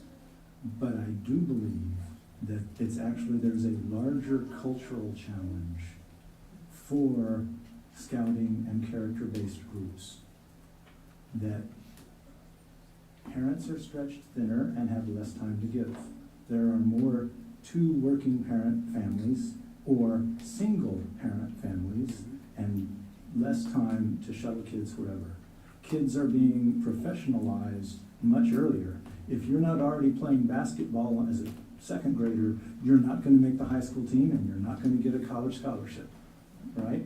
And so people are getting tracked and pushed in lots of different directions. The demands on people's time are much larger, and Scouting USA and Girl Scouts have both seen drops in membership. The Girl Scouts' response to this was to come up with alternatives. We organized, in fact, it was a Bettendorf parent who spearheaded the idea to organize Saturday morning events at some of the parks near the schools, at the Girl Scouts headquarters over on Golden Valley, at places locally, publicize those in the virtual backpack to get word out so that families could find us and get their girls involved if they wanted to. I understand your frustration. I've experienced it myself. I think it's a larger cultural trend that is creating the frustration, number one, and number two, there are some alternatives, and I think you're right. They're not the easy layups, but they're the 3-point shots. And guess what? 3-point shots are worth more than layups anyway. So I think that this isn't the silver bullet you seem to suggest that it could be. It's frustrating, but there are other ways to address the larger concern that are productive. And I think that the concerns the school district has raised to you are legitimate. I'm going to give you 2 hypothetical examples. Hitler Youth, Communist Party USA. We let Girl Scouts into our Unpack the Backpack. Communist Party USA wants to set up a table too. Some people would be bothered by that and upset and angry. guess my question is for follow-up, what's stopping them from not coming to the Bettendorf Expo? True. I mean, so that's where we're at. So we need to make a choice. But kids are not compelled to be at the community expo. They're not compelled. They are compelled to be at school. They are compelled to be at unpack your backpack for the most part. That's the difference. Is that a parent can control if their child comes to the community expo. And the key there is parental oversight. I did take the opportunity because I wanted to make sure I was incredibly informed on what you were going to be bringing forward. So I printed off copies of the 2023 membership playbook as well as the social media playbook that you guys have available on your site. Your name's actually in a lot of this documentation. And I did notice that there's an entire section regarding, because it seems to me that there is a lot of school districts across our country that actually don't allow the scouts within their schools. So you have a section that's called the out-of-school promotion on what you should do if you're not able to access the schools. And there's a slew of really great opportunities, including using current members' social media, personalized invitations and emails, door hangers, recruit-a-friend events, flyers, church and community websites and calendars, press releases, billboards. The list goes on and on. What of these are you currently using other than solely relying on the school district? I don't think solely relying hasn't worked. But we are doing all those other things. There's an army working for the, not an army, there's 10 or 12 people that work for the LOA. They're doing all those tasks. We actually, does anybody have a recruitment patch? Stand up. How did you earn that patch?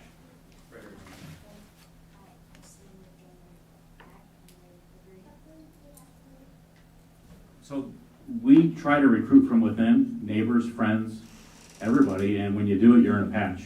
So can we get a hand for how many recruitment patches we have here? Oh, sorry. Raise your hand for me, guys. That's quite a few. But we can keep going through that list. We try to work that as hard as we can, whether it's churches and schools. There are some very viable options. Clearly, that young man was very successful in recruiting members. Yeah. So I just want to emphasize that while we do want to be partners, and we do want scouting within our school district, and we do want you guys to participate, it has to be under the legal and the legally viable options that we have to ensure the safety of all of our students. Okay. I think within these three options, hopefully we can get 2 out of 3, because that ain't bad. It's not asking a lot. Mr. Castro, do you have a question? Yeah, just, Without reinventing the wheel, how do these other schools handle all this safety, all these other groups, all these fringe groups and elements and Hitler groups and young socialists, Marxists, and how do they do that? We probably would have heard about it if there was a problem. So, I mean, So there there is, doesn't seem to be a problem with, like North Scott. specifically North Scott and Pleasant Valley, do they have? Yeah, Mr. Wilson, will you raise your hand? Mr. Darren Wilson, he's the committee chair for PAC 203. They've grown their PAC. They doubled their membership in the previous year, unpacked the backpack there. It works. Their PAC was smaller, it got bigger. I'm not aware of any issues, were there, Mr. Wilson? No. In fact, that's where Darren met Jonathan there, at Unpack the Backpack. It works. Other districts do it. I'm not aware of any issues. Yeah, I'm not talking about California or New York, I'm talking about Scott County. What does right? California and New York have to do? I mean, other elements not directly involved in Benton. But Director That's what I meant. Castro, we are charged with running Bettendorf Community School District, and no other districts in the state. Well, So I'm just Pleasant asking Valley how did other it. districts do it. Pleasant Valley had, I think, tables outside the school maybe. Have you thought about doing that at the neighborhood parks during Unpack Your Backpack? That was never brought up. We prefer to be inside. It was hot. It was really hot.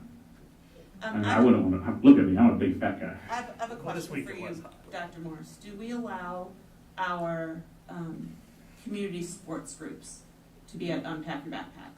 Hockey, Yes. volleyball, any of that? So those groups aren't allowed either, right? But they're able, how do they recruit? Do we know? think they access virtual backpack. They, at our community expo, I've seen BYBA and some of the other groups. I've seen some of those groups at STEAM Expo as well. I don't know specifically which ones, but, and we had quite a few different groups at our STEAM Expo. Thank you. I just wondered if we, because we are doing this for all the groups, right? So we don't allow our travel and sports teams to recruit at Unpack Your Backpack. They have the same opportunities, and they're obviously doing okay with their recruiting. I think Director Lynch has a really good point. A lot of parents are stretched thin, and to say that just because you're not at Unpack the Backpack is the reason that you're not able to recruit is not really fair to us. We're following our law and our policy, right? And we would love to be able to help you, but we would literally have to then open it up to hockey and volleyball and everything, right? And there'd be so much that those parents then would be overwhelmed, it would seem like. And Director Eastman has a really good point. Parents are compelled to go to our community expo, or students are compelled, right? They don't have to go to those. And that's sort of the point of not allowing the groups in, is that there are parents who don't want their kids exposed to some of this, including scouting, right? So they don't want to be exposed to clock. They don't want to be exposed to like a Muslim group, right? But if we allow one group in, we'll be allowing all of them in. And I think we need to follow the law. I don't think. Let's talk about the stretched thin families, okay? The what? With what? You said stretched thin families. You said, so Cub Scouting did a great thing called family scouting, okay? It used to be just boys only in the Boy Scouts. And now the Boy Scouts are actually called the Scouts BSA. It's all inclusive. Boys and girls, they have separate troops. At Cub Scout, there's a lot of divorced families, there's a lot of single family mothers, there's a lot of babies' daddies, there's all sorts of things going on in today's world. We're all aware of that. But with family scouting, the whole family's welcome. Boys, girls, everybody together. Not just one side of it, how do I figure out this activity? Everybody's welcome. Whether they're in 5th grade, mom and dad can bring the whole family. Everybody's welcome, or just one can bring the whole family. Maybe there's one in scouting, maybe there's a baby, maybe they're crying. We want to accommodate everybody. And our Iowa has Scout Reach. It helps the families that can't afford anything. We pay for it. Dwyer and Michaels helped me with their Celebrity Pinewood Derby. We raised money for uniforms for them. We had a Pinewood Derby for 240 underprivileged scouts. They had their first Pinewood Derby. We want to help. Those people aren't aware of it. There's free scouting programs for them. That's where we make a difference. Scouting, these kids all pay their own way. There's no argument I that don't think scouting there's is any incredibly argument that valuable. scouting isn't a wonderful program. My kids were both scouts. Mm-hmm. I was a scout, right? I don't think there's anybody in here that's saying that scouts isn't a wonderful program, okay? But I think what we're saying is that we need to follow the law. Let's and follow our let's find a policy. way. We can find a way. Let's find a way. I think we've given you a lot of really good ideas, but I don't think that us saying, well, we're gonna let you guys in and not anybody else, or saying all of a sudden we're gonna open up to everyone is the right answer. That's my opinion. My sense is this conversation has run its course at this table in this forum. I would like to comment. Oh, yes, ma'am. I'm polite and wait for everyone else to finish. Dr. Peters might also have a comment, but I was also a scout, a Brownie and a Girl Scout, and my dad was a scout leader, and my brother was a scout.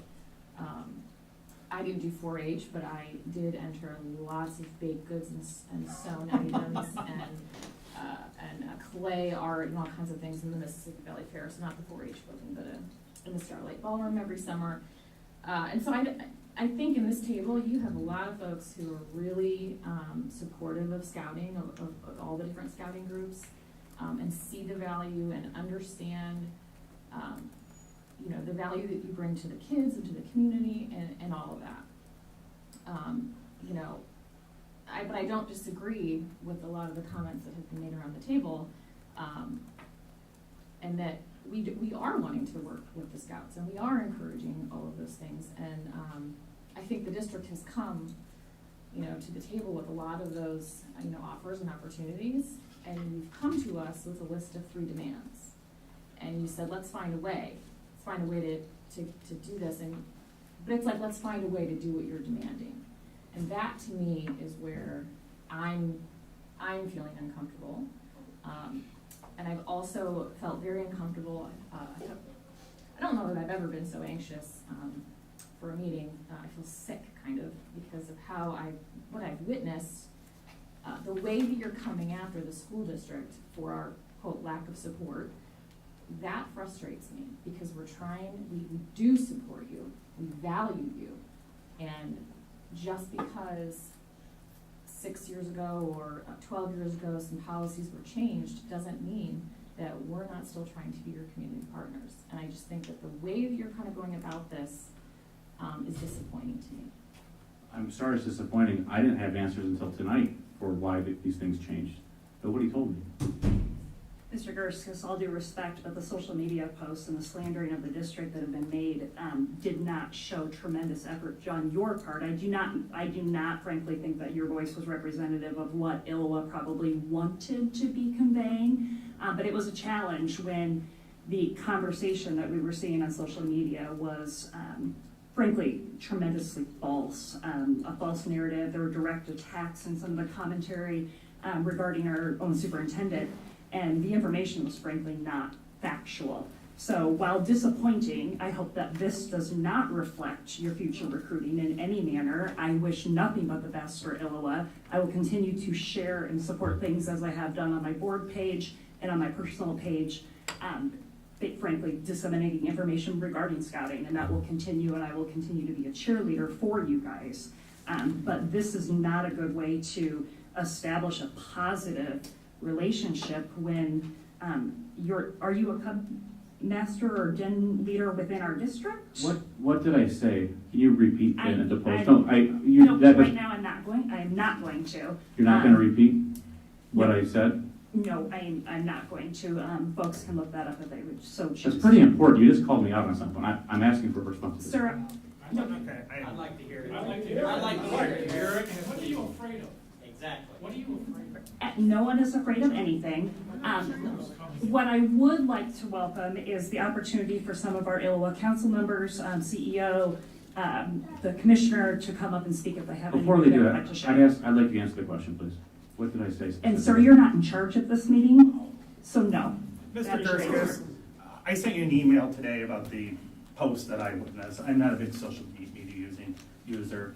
I was sent screenshots and I indicated that I obviously didn't see the whole thread of the conversation. And no Can you point- put those screenshots up for me, please? Sure, you know what, I've changed my mind. I'll share something. Hey, Beck, I'm gonna finish my conversation with them. No, go ahead. So, I told you, if you let me finish, because I believe that is the courteous word in here, right? If you let me Flip it over, finish, says for excellence too. and if you let me finish for a second, please. I do not accuse you of posting them. I called out the lack of moderation. When you light a fire, you're responsible for where it goes. All right? I am willing to support the Boy Scouts in any legal manner I can. And I have been very clear with you in my emails. But I cannot put this district in a point of liability, and I will not, all right? I've done volunteer presentations at Cub Scout packs, but that's part of my work, and I'll keep doing that. I'll support you in whatever way I can. I'm not accusing you of putting the derogatory terms in there, but a base was lit for which the fire burned. And you said that you weren't aware why these policies changed, and in my email I told you that the point of tonight's meeting was so the board could gain an understanding of why these policies changed and why we're doing what we're doing. And instead of a group of people waiting to hear each other out, I was coming here with an open mind tonight, and I still have an open mind. And I expressed my concerns. I never said I was a hard no. But I do think that there needs to be some responsibility for when you set a course of action.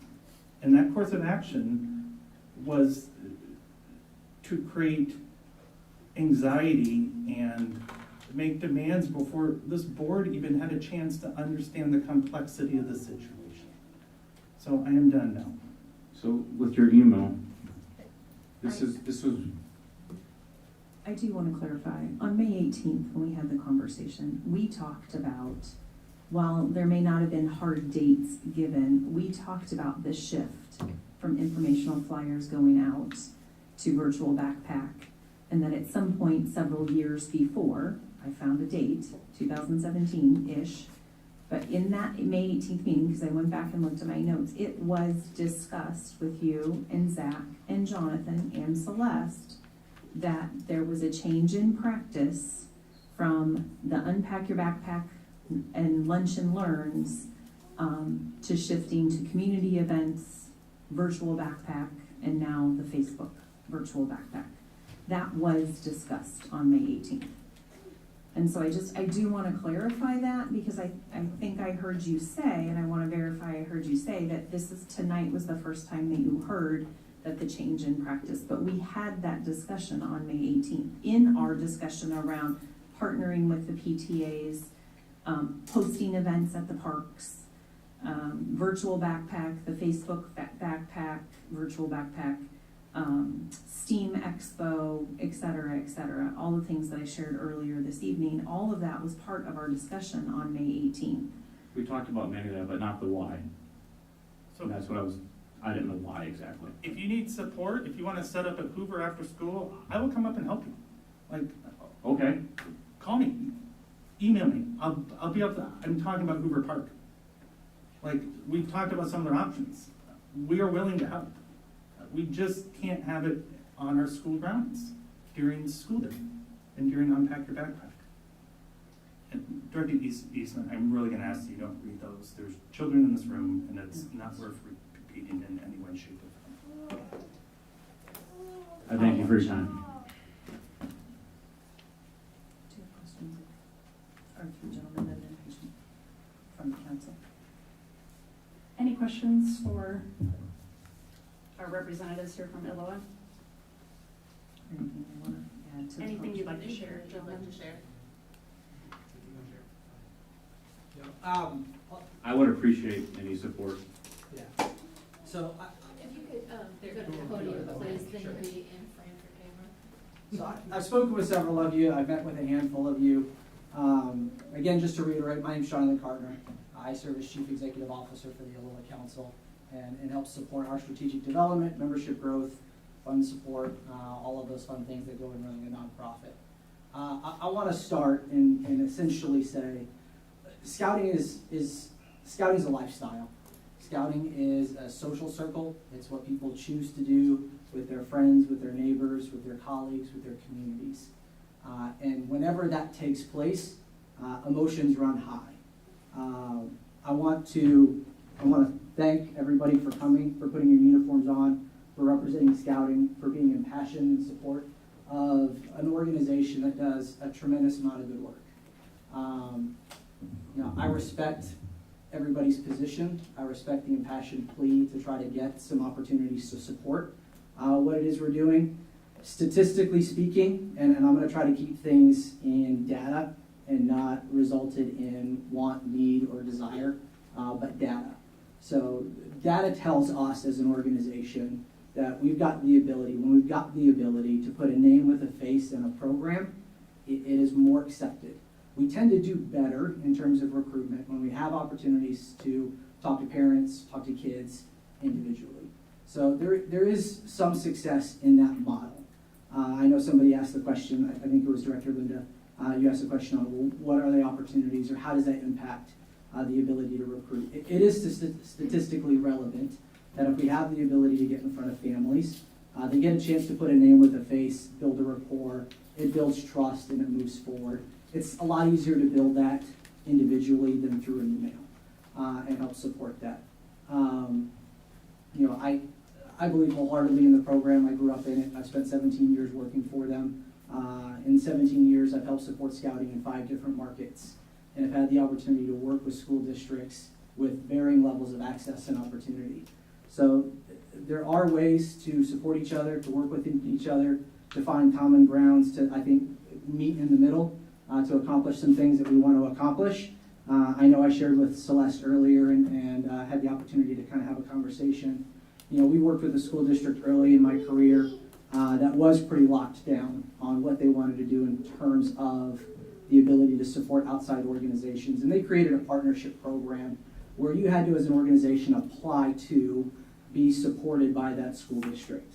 And you had to be able to articulate how your mission and what your end games were affected or directly correlated with your values as a school district. So I know I was at Bettendorf at the high school helping to flip burgers and hamburgers with Steve. Steve's a phenomenal volunteer and asked for my help and was happy to do so. But you've got a big sign in Bettendorf High School about pride and what that represents. And we had the opportunity in this particular school district to align scouting values with the values of the school district and showcase this is what it was that we did to work together. That allowed us and allowed the school district the opportunity to say, look, if you were an organization that could not, in writing or through some type of application or communication, show how your program directly related to the values of our school district, that's where they drew that line. And that's what gave them the opportunity as a school district to kind of pick and choose how they went through that opportunity. So these are things that we can flesh out. This is, I think, the compromise and the partnership that we're all hoping for, is to talk through. So, I mean, I'm happy to answer any questions. I know through the social media guidelines and through the playbook that we put together that Brian helped orchestrate and write, we invest a lot of time, money, and effort from a staff perspective to help support, recruitment both inside and outside of school districts. We'll continue to do that. I'm happy to help support both all of our volunteers that are here today, along with our partners in the community. So, I have a question for you, and yes, you sir. don't need to say it out loud. Yeah. Can you forward the information on what school district that was in? Celeste has it. Oh, Yeah. Thank you. Yeah, I sent it to her earlier today. Today. It took a while. I had to pull some favors because the superintendent's retired, so I had to pull some favors to try to get that. But yeah, we got it. I just want to be able to review it. Yep. Thank you. I have just one question. Yes, ma'am. So, in the experience that you've had with districts that have varying levels of Sure. access to their community partners, can you give us some information on how that, level of access can correlate with the numbers that you're seeing in your programs? Is it always a positive correlation, or is it always a negative correlation, or are there times Yeah, where it's... I mean, just to be perfectly upfront and truthful, it is. When we have the ability to really work with and dig into a school district, we do see positive opportunities. I worked in the West St. Louis County for about 5-ish years. In those 6 school districts that were there, 2 of the largest school districts in the state, we had the opportunity to really dig into and support, PTOs, PTAs. That's where the PTA relationship came out of our conversation. I referenced in our conversation with Dr. Morse and Celeste, and when Brian was there, there was a PTO at an elementary school that significantly struggled in trying to get parental support, and the Cub Scout program was there as kind of a customer service arm to help deliver that and help support a carnival, help support some PTO, PTA events. When the PTO sent out an email saying, hey, we needed parental volunteers, and didn't get a lot of response, when a Cub Master sends an email and says, hey, I need some parental volunteers, it typically got a little bit better of a response for folks to be able to help. So we found some win-win situations there in order to do that. But also in that demographic, we were serving about 35% of our available kids because of that relationship. So we had some opportunities there. But every school district's different. I'll use my last experience in the District of Columbia. I spent the last 5 years as the Director of Field Service in Washington, D.C., where we have very little access. Well, absolutely none. So we had to do a lot when it comes to social media. We had to do a lot in terms of what we refer to as pop-up events, things that were done at fishing derbies, local parks, opportunities there. We invested a lot of money to help Google Ads and pay for social media advertising for schools and for PACs to be able to help support that. We do that here in Iowa. So we cover geofencing ads and cover the cost for that to help social media advertising on that angle and help support it from there. So that's just kind of data-wise and things that I've experienced. But yeah. Was the program there quite successful or not so successful? Back and forth. So statistically, we kept about the same numbers. I wouldn't say it was helping us or hurting us in any given way. Avoiding decline. Yeah. Decimation. Yep. Excellent. Any other questions? Just want to say thank you to the kids. There hasn't been all the scouts out there. They've all been quiet, and attentive, and very well behaved. All right, fantastic, thanks. Thank you. Thank you.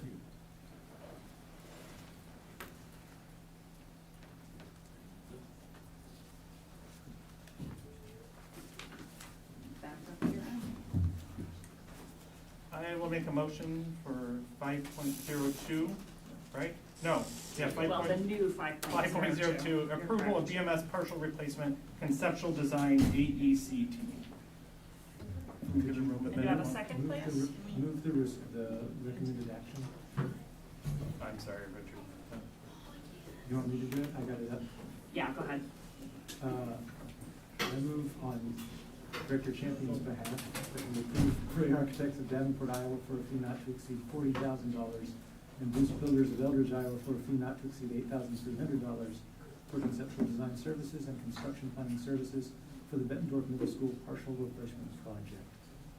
Thank you. And I will second that. Thank you, Richard. Thank you, Richard. On my own behalf.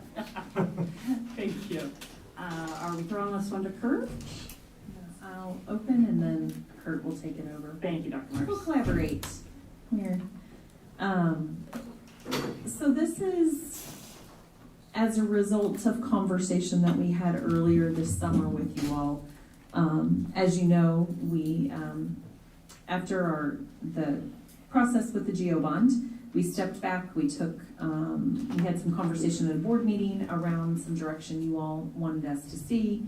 Some of that was digging into some data, doing some surveying, reflecting on that, and then this summer we had an opportunity to meet with you in a board development workshop process to kind of talk about here's, in looking at that data, what the story was telling us, and then talking through, okay, now that we don't have those resources, we still have definite needs at the middle school. So what would next steps look like? And so out of that conversation led to the RFQ process, and I'm going to just turn it over to Kurt, and he can talk you through where we've been on our journey since July. Sure. So this was a little bit of a different RFQ than, well, I've ever written, and this district's probably ever seen, in the fact that we're asking for services only up to a specific point within the design and construction model. And given the brevity of that, I asked for architects and construction firms to team up and submit. And also threw a little different wrinkle in there of unlimited team configurations. So you'll see several names up there multiple times with different configurations. My thought process on that was I wanted teams that were comfortable with each other to come to us. I didn't want to force a marriage with anybody. This let them present their best version of each other to us, and then we selected from there. So we had 11, I believe, different submissions, if I count the dots right, yeah, 11. Two architects submitted multiple submissions. A couple of the construction consultants submitted multiple as well. We had some different firms than we traditionally have had, which was nice to see, chasing after this. But ultimately, when we reviewed the four, and when I say we, myself, Dr. Morris, and Mr. Beckwith, who's had experience with this in his previous districts, really kind of settled on 2 architects and 3 construction consultants. And so that was a unique wrinkle of we were going to see some groups twice, and what could that look like, but they all played along great. We saw 4 very different presentations, which was a concern of mine that the architects might have similar presentations, but they all provided different strengths.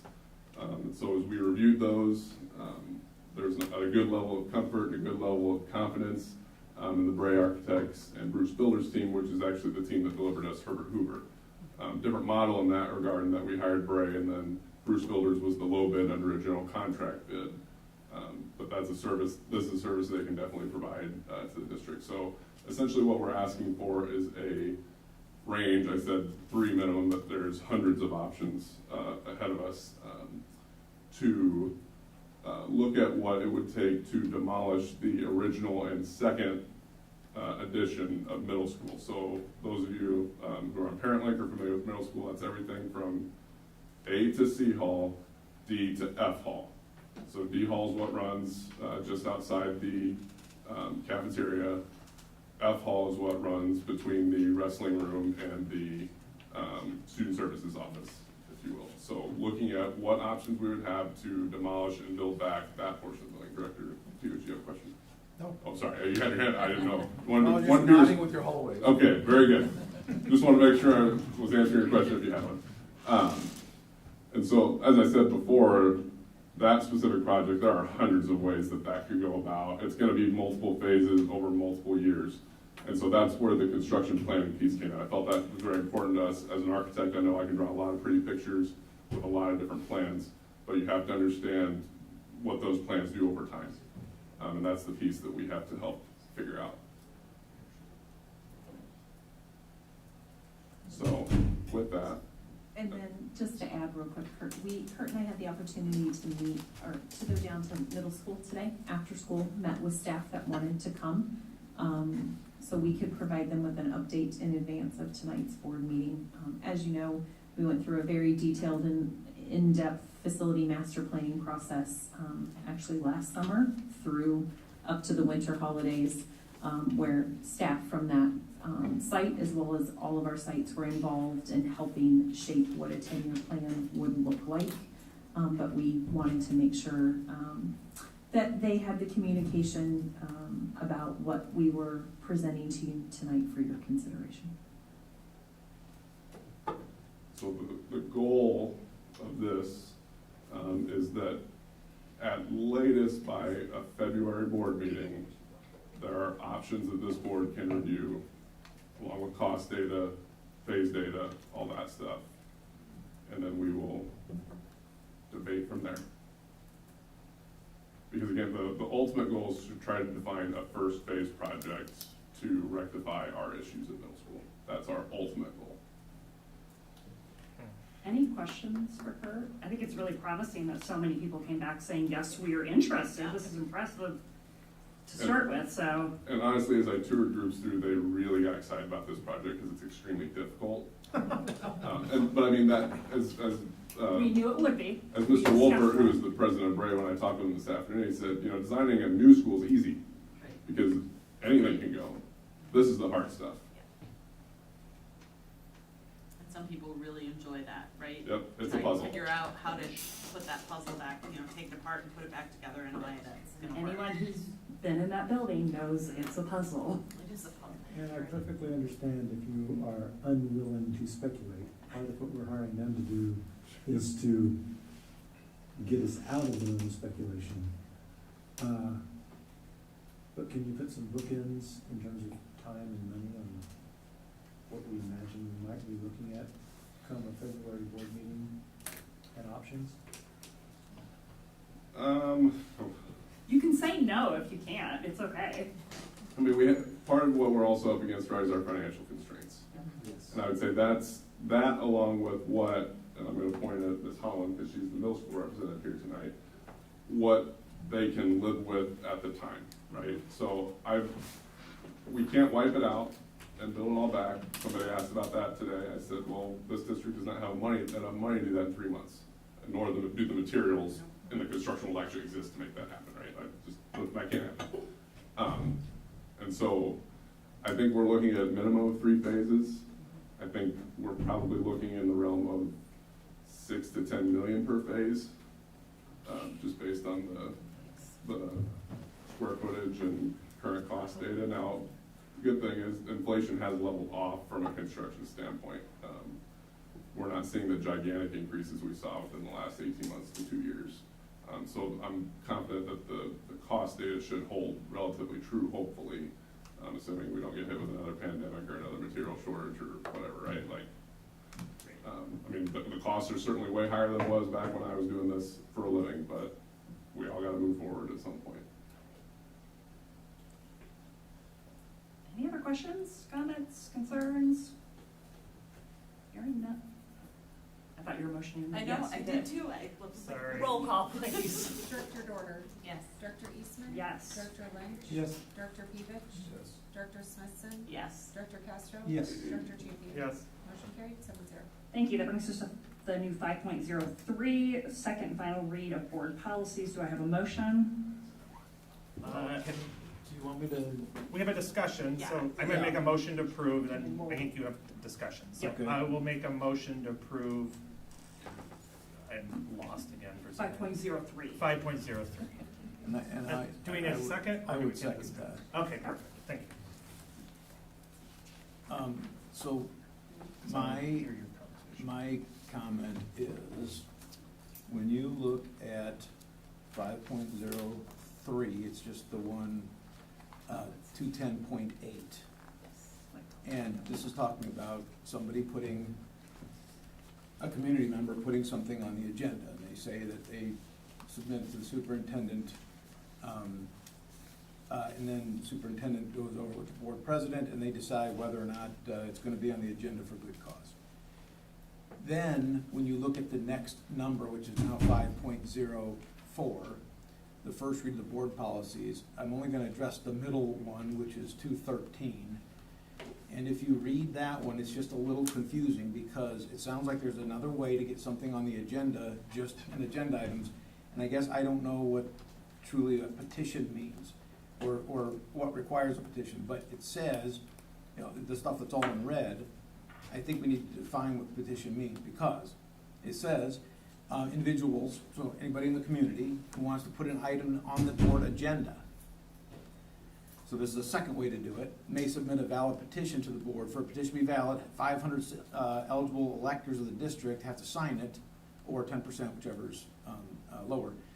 But once the board receives that petition, it's automatically placed on the agenda. It doesn't, it's not up for discussion between the superintendent and the board president. It goes on automatically if you have 500 signatures. So it sounds like there's two different ways, and if that's true, then that should be all put in one policy, the two ways to get something on the agenda, instead of two different policies. But I was kind of told a little bit from discussion ahead of time that this is maybe something a little different. And this is where I think this needs clarification. And I don't know if we vote on the first one, because that one's fine, and this just needs to be discussed later, because we only have one motion out there right now for 5.03. Right. But I'm just saying, these two I see things. how they fit together. Yeah. in your What's the Correct. second So- policy number? I've lost it. There's 210.8 is the first one, and then the one in the middle, 213. Which On is the on the second next number, agenda item. 5.04. Right, Oh, and, that's why. and you're right, that is the next agenda item, but they do kind of go Looking at the together, wrong- right? So, They- yeah, I that's- so totally that's- understand where you're coming from. That's why I think those, I think I can answer the first question you raised, which was about defining the petition. This new language comes from state law. Right. I And the understand, state but the law thing is, defined the what petition. agenda item needs to be petitionized? And which ones just, do you say, Dr. Morris, I'm thinking about putting this on, you know, talk it over with Difference Rebecca and see if it between goes forward on. and public. This Yeah, one is so a the- right that citizens have, regardless of what we think. But if you look at 210, they can just ask, and we might say, that's reasonable. Correct, and Well- so that's why I'm saying they almost need to be on one policy, But- two ways to put something on. It's my understanding though that 210 is only for board members. Actually, no. No, it says community, right. it's very clear. 210.8 says community member. 210 says They Frankly- both do, they both do. There's two different ways now for Now- somebody to Can I get something answer, on. Larry? Go ahead, Yeah, please, Dr. maybe, Morris. because I think we need some here. I've got a suggestion. Okay. 210 was all by itself because we talked about it last time and tweaked to the very last couple of sentences. I would not be against holding off on it again. Sorry. I don't To care, say, but it pull may be- that second paragraph. Well, can we let and Dr. stick it Morris into give some 213. clarifying Yeah, let's remarks, clarify. and then we'll go from there with it? So there was Iowa Code Section 279.8B was signed into law that provided a way for people in the That's where it's community coming from. to get, and it's House File 868, This is- but more specific Iowa Code Section 279.8B. There was, so, and I think if we change a word in the, if you're looking at 213, I think if we changed a word, it would help. However, 213 allows for public comment. The community addresses the board and the board does not engage. So this is all about how does the public, our community, come and provide their input so you know what matters, what's important, what's concerning them, et cetera, et cetera. In terms of the petition, if you go back to look at the guidance from the Department of Education, because in this law, we actually have guidance from the Department of Ed, it specifically, this is, let's say we decide as a board or a superintendent or a board superintendent team that we don't think that should be an appropriate agenda item, and they disagree. They then now have a mechanism to, if they can get the amount of signatures that they need to force this onto an agenda, if you want to use that word, to compel us to add that too. So the petition process is about, aligns with public participation. The board agenda item, the board agenda meeting board policy under 210 relates around you as a board and how people can request an agenda item, and specifically how you all can request items to be put on the board. Because I know Director Castro and I have talked about that in my short time here about, well, what if I want to add something to the agenda? Yes. Right? And so both have requirements by IASB to be policies, requirements, and specifics, as you see in red, that we now need to be in compliance with the law. And so I actually consulted with legal while we were in this meeting tonight around it, and because one is dealing with your public and how they provide input, the other is dealing with really your, even though the public's asking for an agenda item, you as a governing board, through your board president, is determining whether or not you're gonna allow that to come into play. So I can see where there is similarities and why you would like to combine them, but I also understand where legal and reading the guidelines and all the other stuff I did to be ready for this evening, how they should stay separate. Because 213, sorry, I should put my glasses back on because they're right in front of me.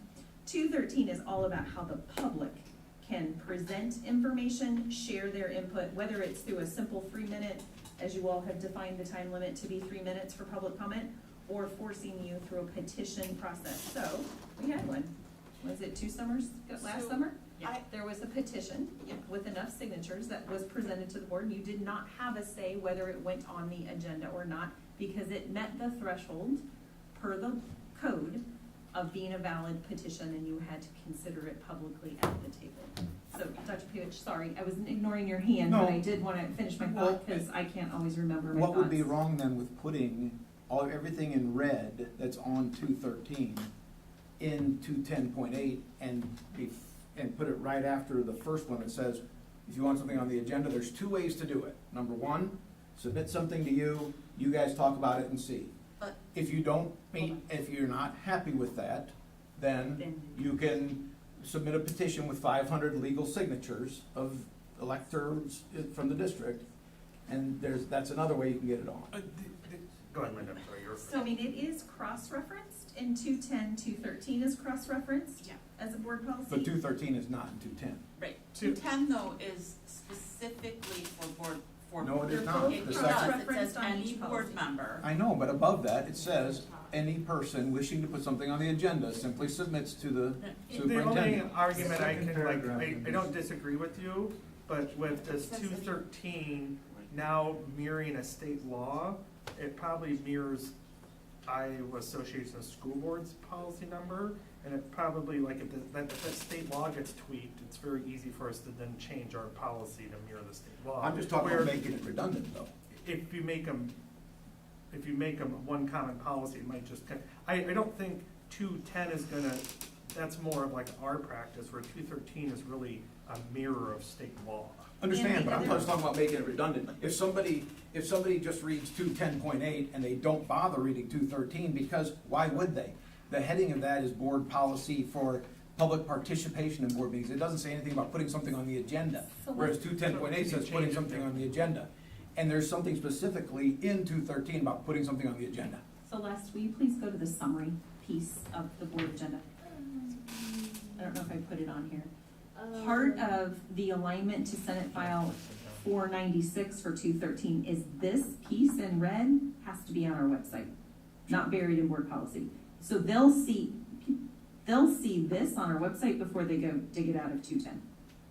So the piece, and And if you want me to be redundant and put it in here, I would like to confer, so we will hold. Because we to are approval. redundant in 213, we talk about sign-up sheet, each speaker will be limited to an amount of time established, that's all in That's for 213 public. and in 210. We are redundant in what we It's say. not. Well, we are, I mean, it's in both, so I don't know why we can't put the part No, in it's about 213. Public comment It's only in 213. is only in 213, it's not in 210. 210.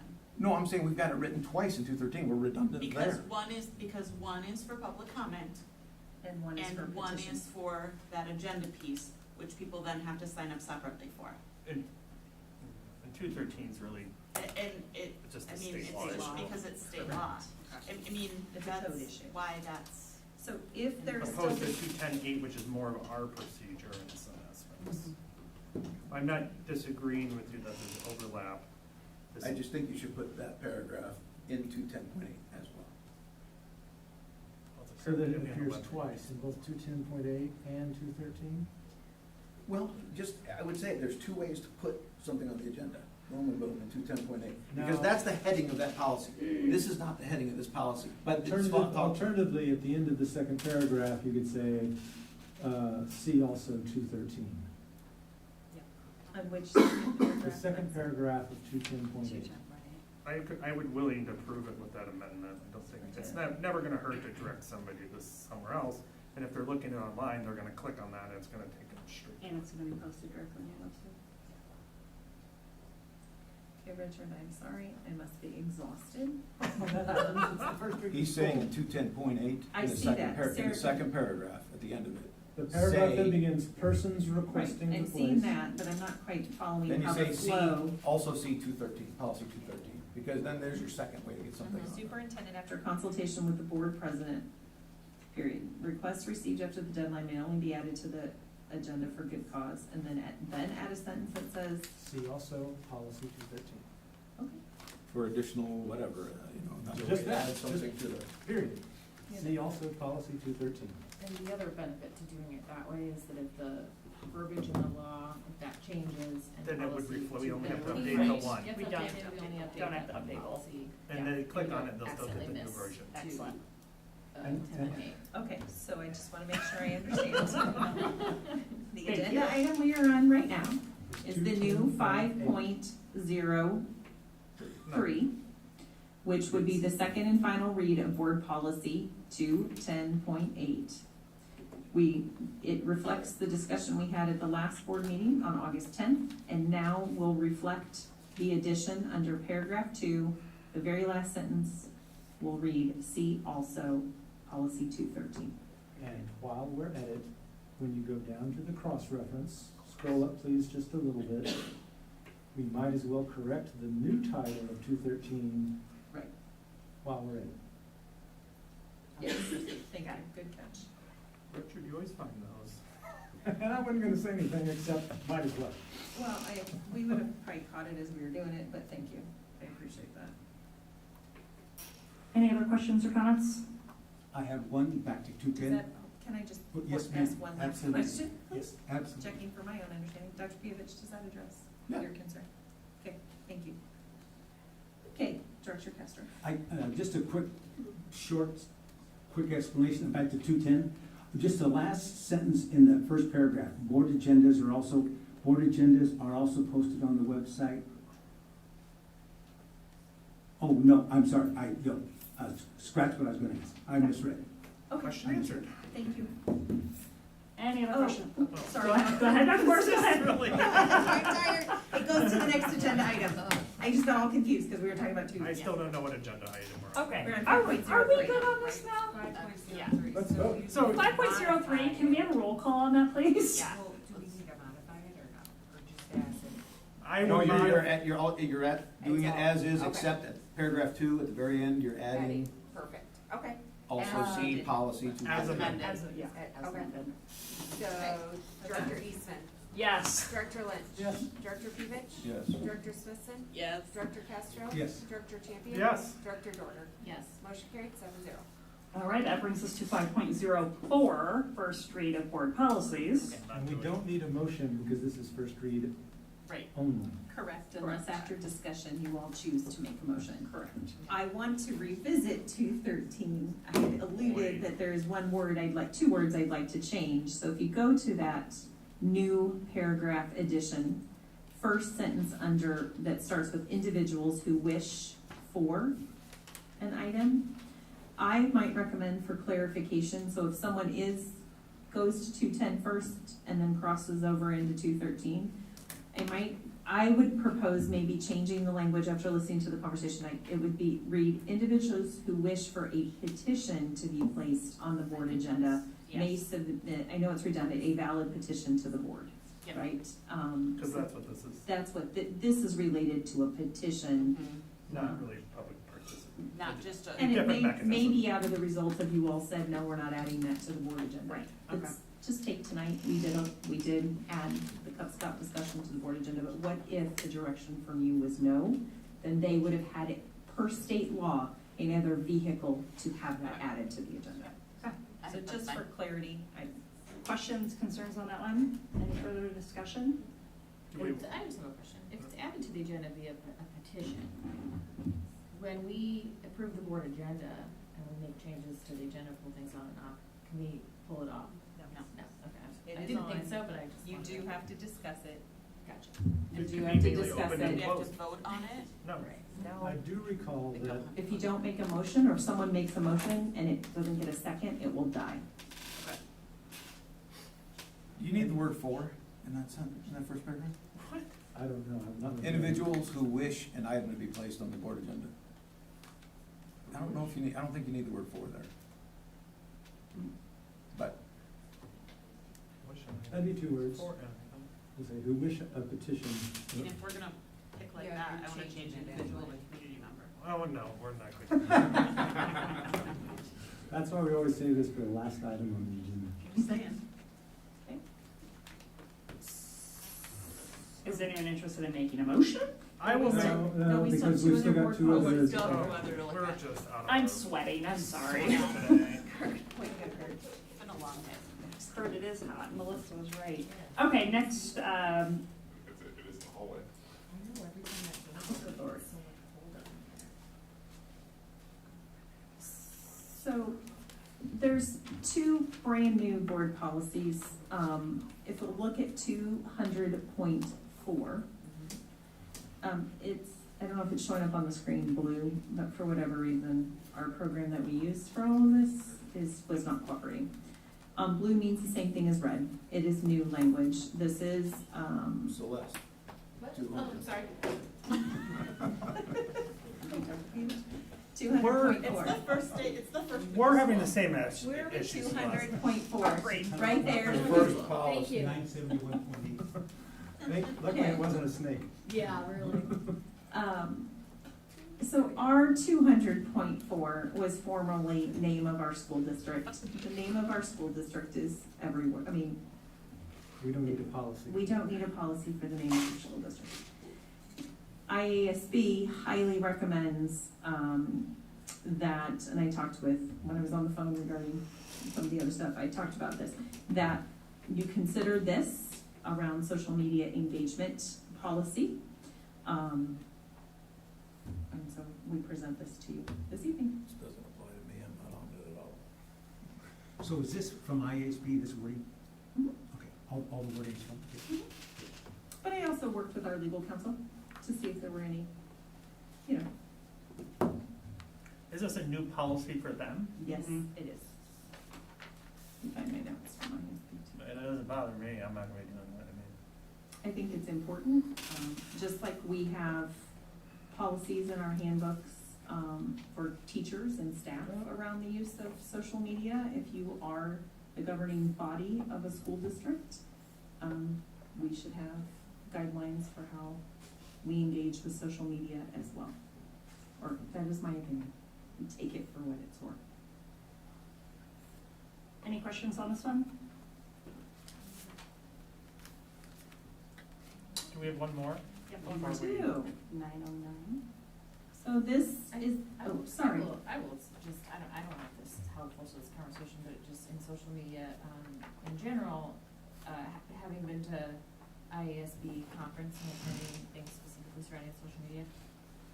There are a few other like specific, and obviously we need to conduct ourselves well, but then also some like best practices surrounding social media. So as board members come onto the board, or if you do decide to ever participate in social media, you know, things like not deleting comments or just Turning off comments so that no one comments, or if you have comments on, everyone is able to comment and stuff like that. Once you do that, you have to leave it. So there's some like those best practice things that I think are just good that board members need to be aware of, And in addition to this policy. yeah, right, and they don't belong in policy. No, right. But policy will trigger new board members who are diligently reading the policy cover to cover and say, hey, what else? Opens the door for and there are some best practices. And, The ISB new board member training to learn about. Yeah, and it is mentioned in here about, although it's not mentioned about turning off all comments or whatever, but it does say, if using social media to discuss district-related matters, board members should be aware that they may be prohibited from blocking individual communications and posters. So, like, it is in there, that you have to leave comments up if you allow comments, so. If you're talking about. If you're talking about school board matters, yes.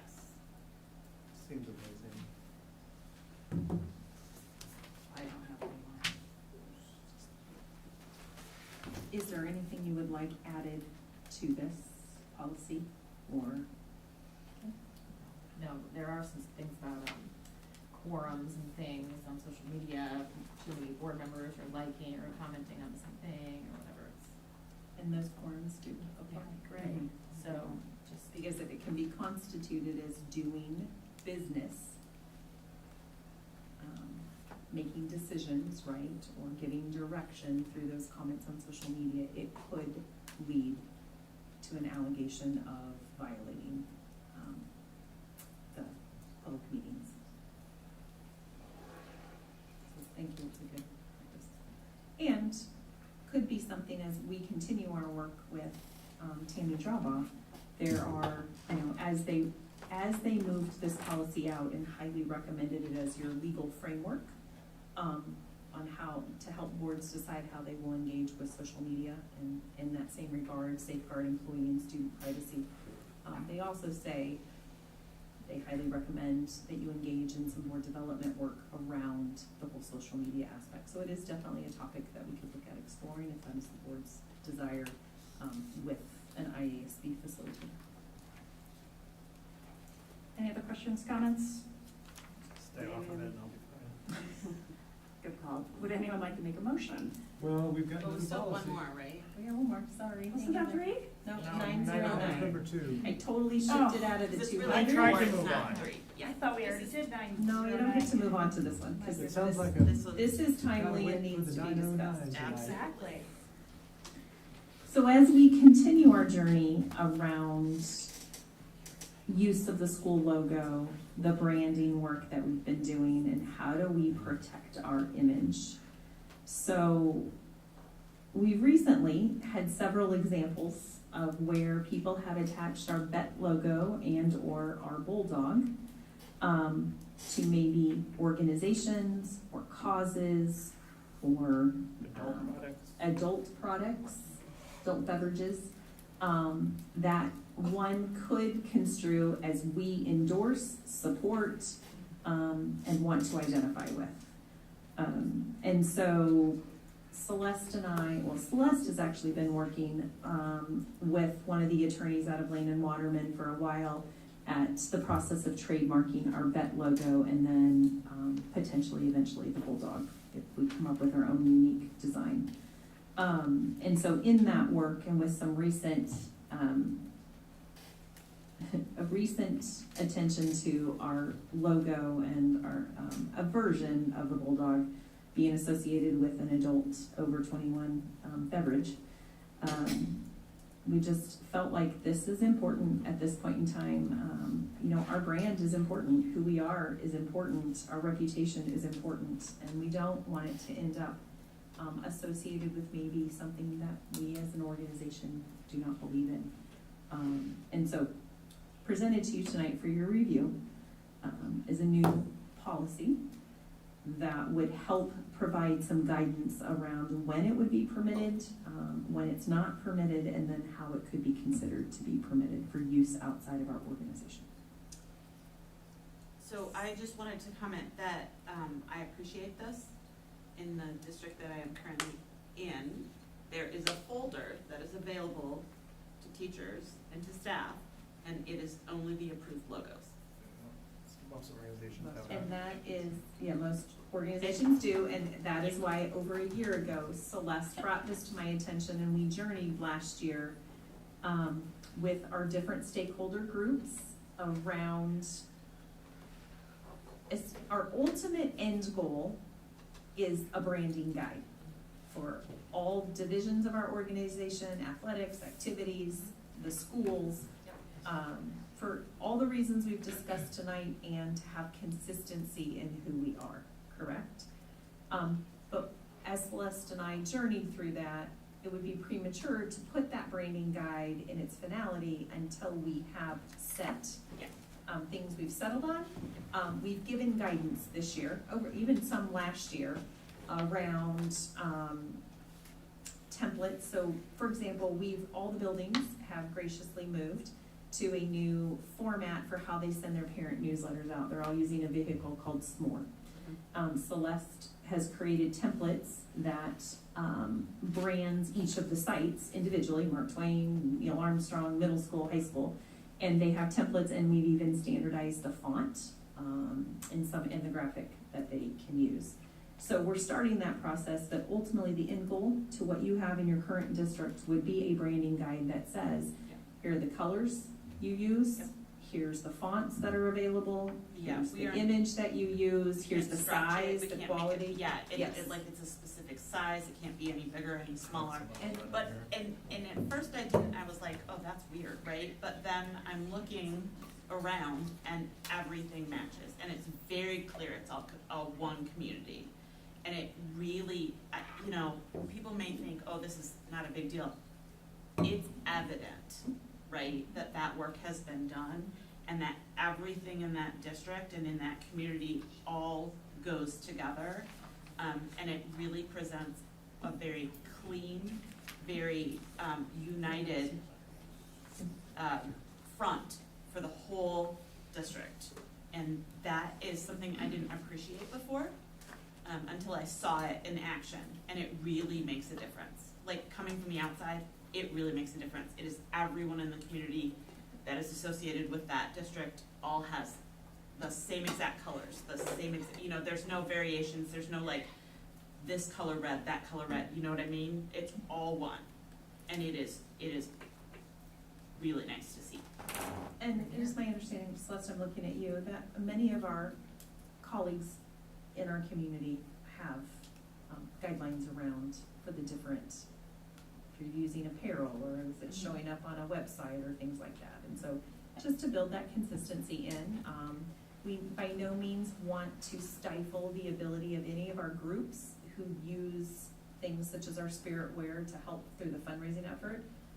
We do. We were just talking about this. I was talking with our boosters at fall kickoff, and then again at the Community Expo on Monday. So between the Unpack Your Backpack at middle school a week ago Thursday, fall kickoff on Friday, and then the Community Expo / high school open house for freshmen and new students.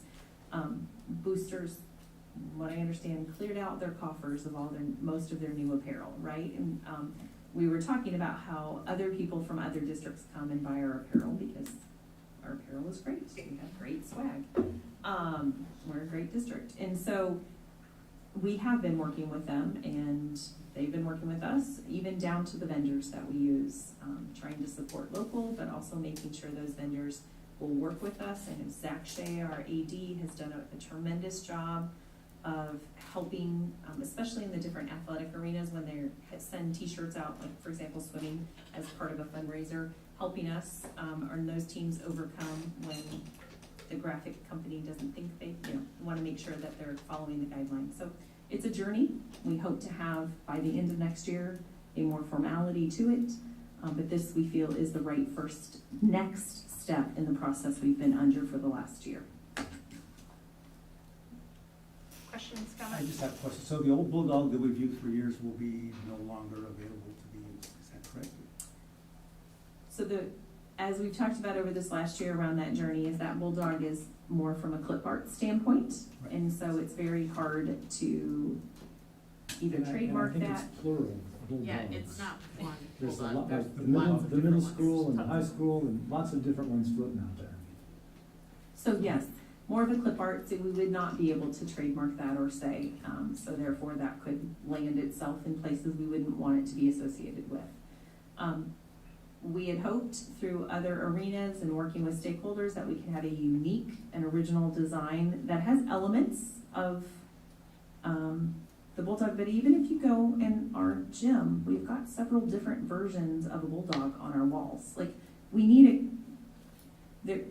not to use our rival next door to us or our colleagues next door to us, there is one Spartan. It is the same Spartan, no matter what it shows up on. It has the same features, the same colors, it is the same Spartan. And they own it. You could make a bad pun about how that was a very Spartan approach. Thank you, Richard. Oh my God. Oh, thank you for the humor tonight, Richard. So yes, there is that possibility that as we're working through our a year ago, we had tried to engage, we wanted our students and our staff involved in it, and at the time, either people didn't have the time or weren't ready to engage in that. We do have, Celeste will be working with our high school art department and our higher level art students to hopefully bring us on a journey to create a unique design that honors and respects our logo, our Bulldog logos that we have been using over the years, but creates a unique version of that as we move forward. Winner gets a scholarship. I mean, I actually think I think it's really interesting. idea. Yeah, if you look at some of the districts around Whatever here, we would've paid. in Davenport, at least one of their logos was a student-created one. And I think that's a great idea. And the fact that we have used different pieces of clip art over the years, again, it doesn't show that consistency, right? It's not ours. And it would be great to have one that's ours, created by people who are in our district, right? And then it's consistent. So this board policy really applies to the use, I mean, what's the, we're dictating the use by whom in this? And like, they can use the Bulldog whether we say so or not, and so there's only. Right. I would argue You that know, this covers mascots, but we don't really have a specific mascot. Yeah, we don't have a specific mascot because Okay, it's so been it's- clip art and there's different ones throughout the building. Where it would cover it if we had. Right? So think of it as a layer. We would come up with a branding guide that will lay out from the, I don't know, what is it? What are our colors? PMS? PMS yellow. Huh? 1, 2, 3. 1, 2, 3. And PMS? I remember that. What's the black? The black is black. City of Bendorf has a blue. And the black is black. And what's the other color? Black and what? Well, gold, but it's Gold. PMS 1, 2, 3. PMS 1, 2, 3, so it's a specific goal. Right, so then anyone using those or having things printed have to use PMS 1, 2, 3 and the black.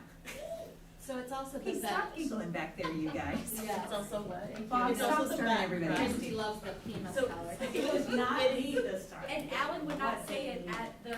All right, it's too hot here. But it is also. Are you having flashes? Just ready to So wrap. that brand guide, and then under here, permitted uses. So PTA, let's use the PTAs as an example. They would have the branding guide, they'd have all the specifications. So if they're working with brand 2306 or Classical Graphics, which are two of the biggest vendors we work with, and they're local, they would also have that branding guide, and they would know that the image had to be this, with these colors. And it's not an issue, like companies are more. Oh, no. Oh, yeah, right. So And this they is should prefer this it. is more directed at district use. of our logo. So for example, there's an event coming up in November where people historically have put our Bett logo on things. They need to have Don't, permission. even though we have this policy in place, we can't tell them whether they can use it or not. We're actually With asking this them not to policy, with we this. can now, so We can already tonight, name there was a it. PowerPoint, had it been, that was, that came in today, that had our Bett logo with a Cub Scout logo, for example. I worked with board leadership, I worked with our legal counsel, and we requested that Bett logo come off. Here it says, to other groups, organizations, or commercial entities that might be permitted to use our logo, but with prior written approval from the superintendent or the designee. So other people could use it if they got permission. Correct. Okay. But then it would, if we gave permission, it would fall back to the branding guide and all, they couldn't change anything, right? They couldn't distort the image, stretch the image, whatever you wanna say. But everything, when you say permitted use, it will go back to that branding guide. You may use the logo if you are a recognized and approved student and school group, but you will have to follow the branding guide. And right now, we're not trademarked. Right. If we're trademarked, it'd be like, right now, we can only make it like a name, image, and likeness argument. Is that Correct. And with the example you gave up in November, yes, we would be able to request them to take that off. Would they have to? Yes.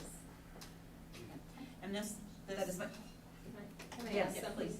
Even though we do not have a TM, we still own the graphic. We've got a record of it being used since 1983. And, right, so it doesn't have the TM on it, it's not registered with the trademark office, but we have the history to show that it's ours. we are trying to put the final exclamation point on that, and we're working through that TM process. So I just wanted to make sure that that included the vet piece that was my That question. bulldog, once we get one, right now, we can't enforce the bulldog Bulldog, to an right. extent because it is. Because it's a clip art and anybody has access to it, right? It's not ours. Yeah. Is that, Plural. did I answer your question? Because I don't feel like I did. It's plurally, right? Did that answer your question, Dr. Kessler? Yes. Director Kessler?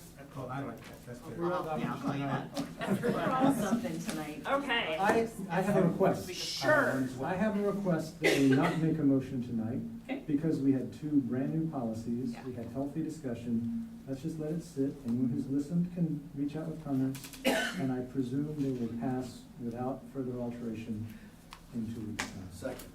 Yeah. I am That's fine. just fine with that. Yeah. Thank you for that great discussion, we will see this on the next one. So including 213 as well?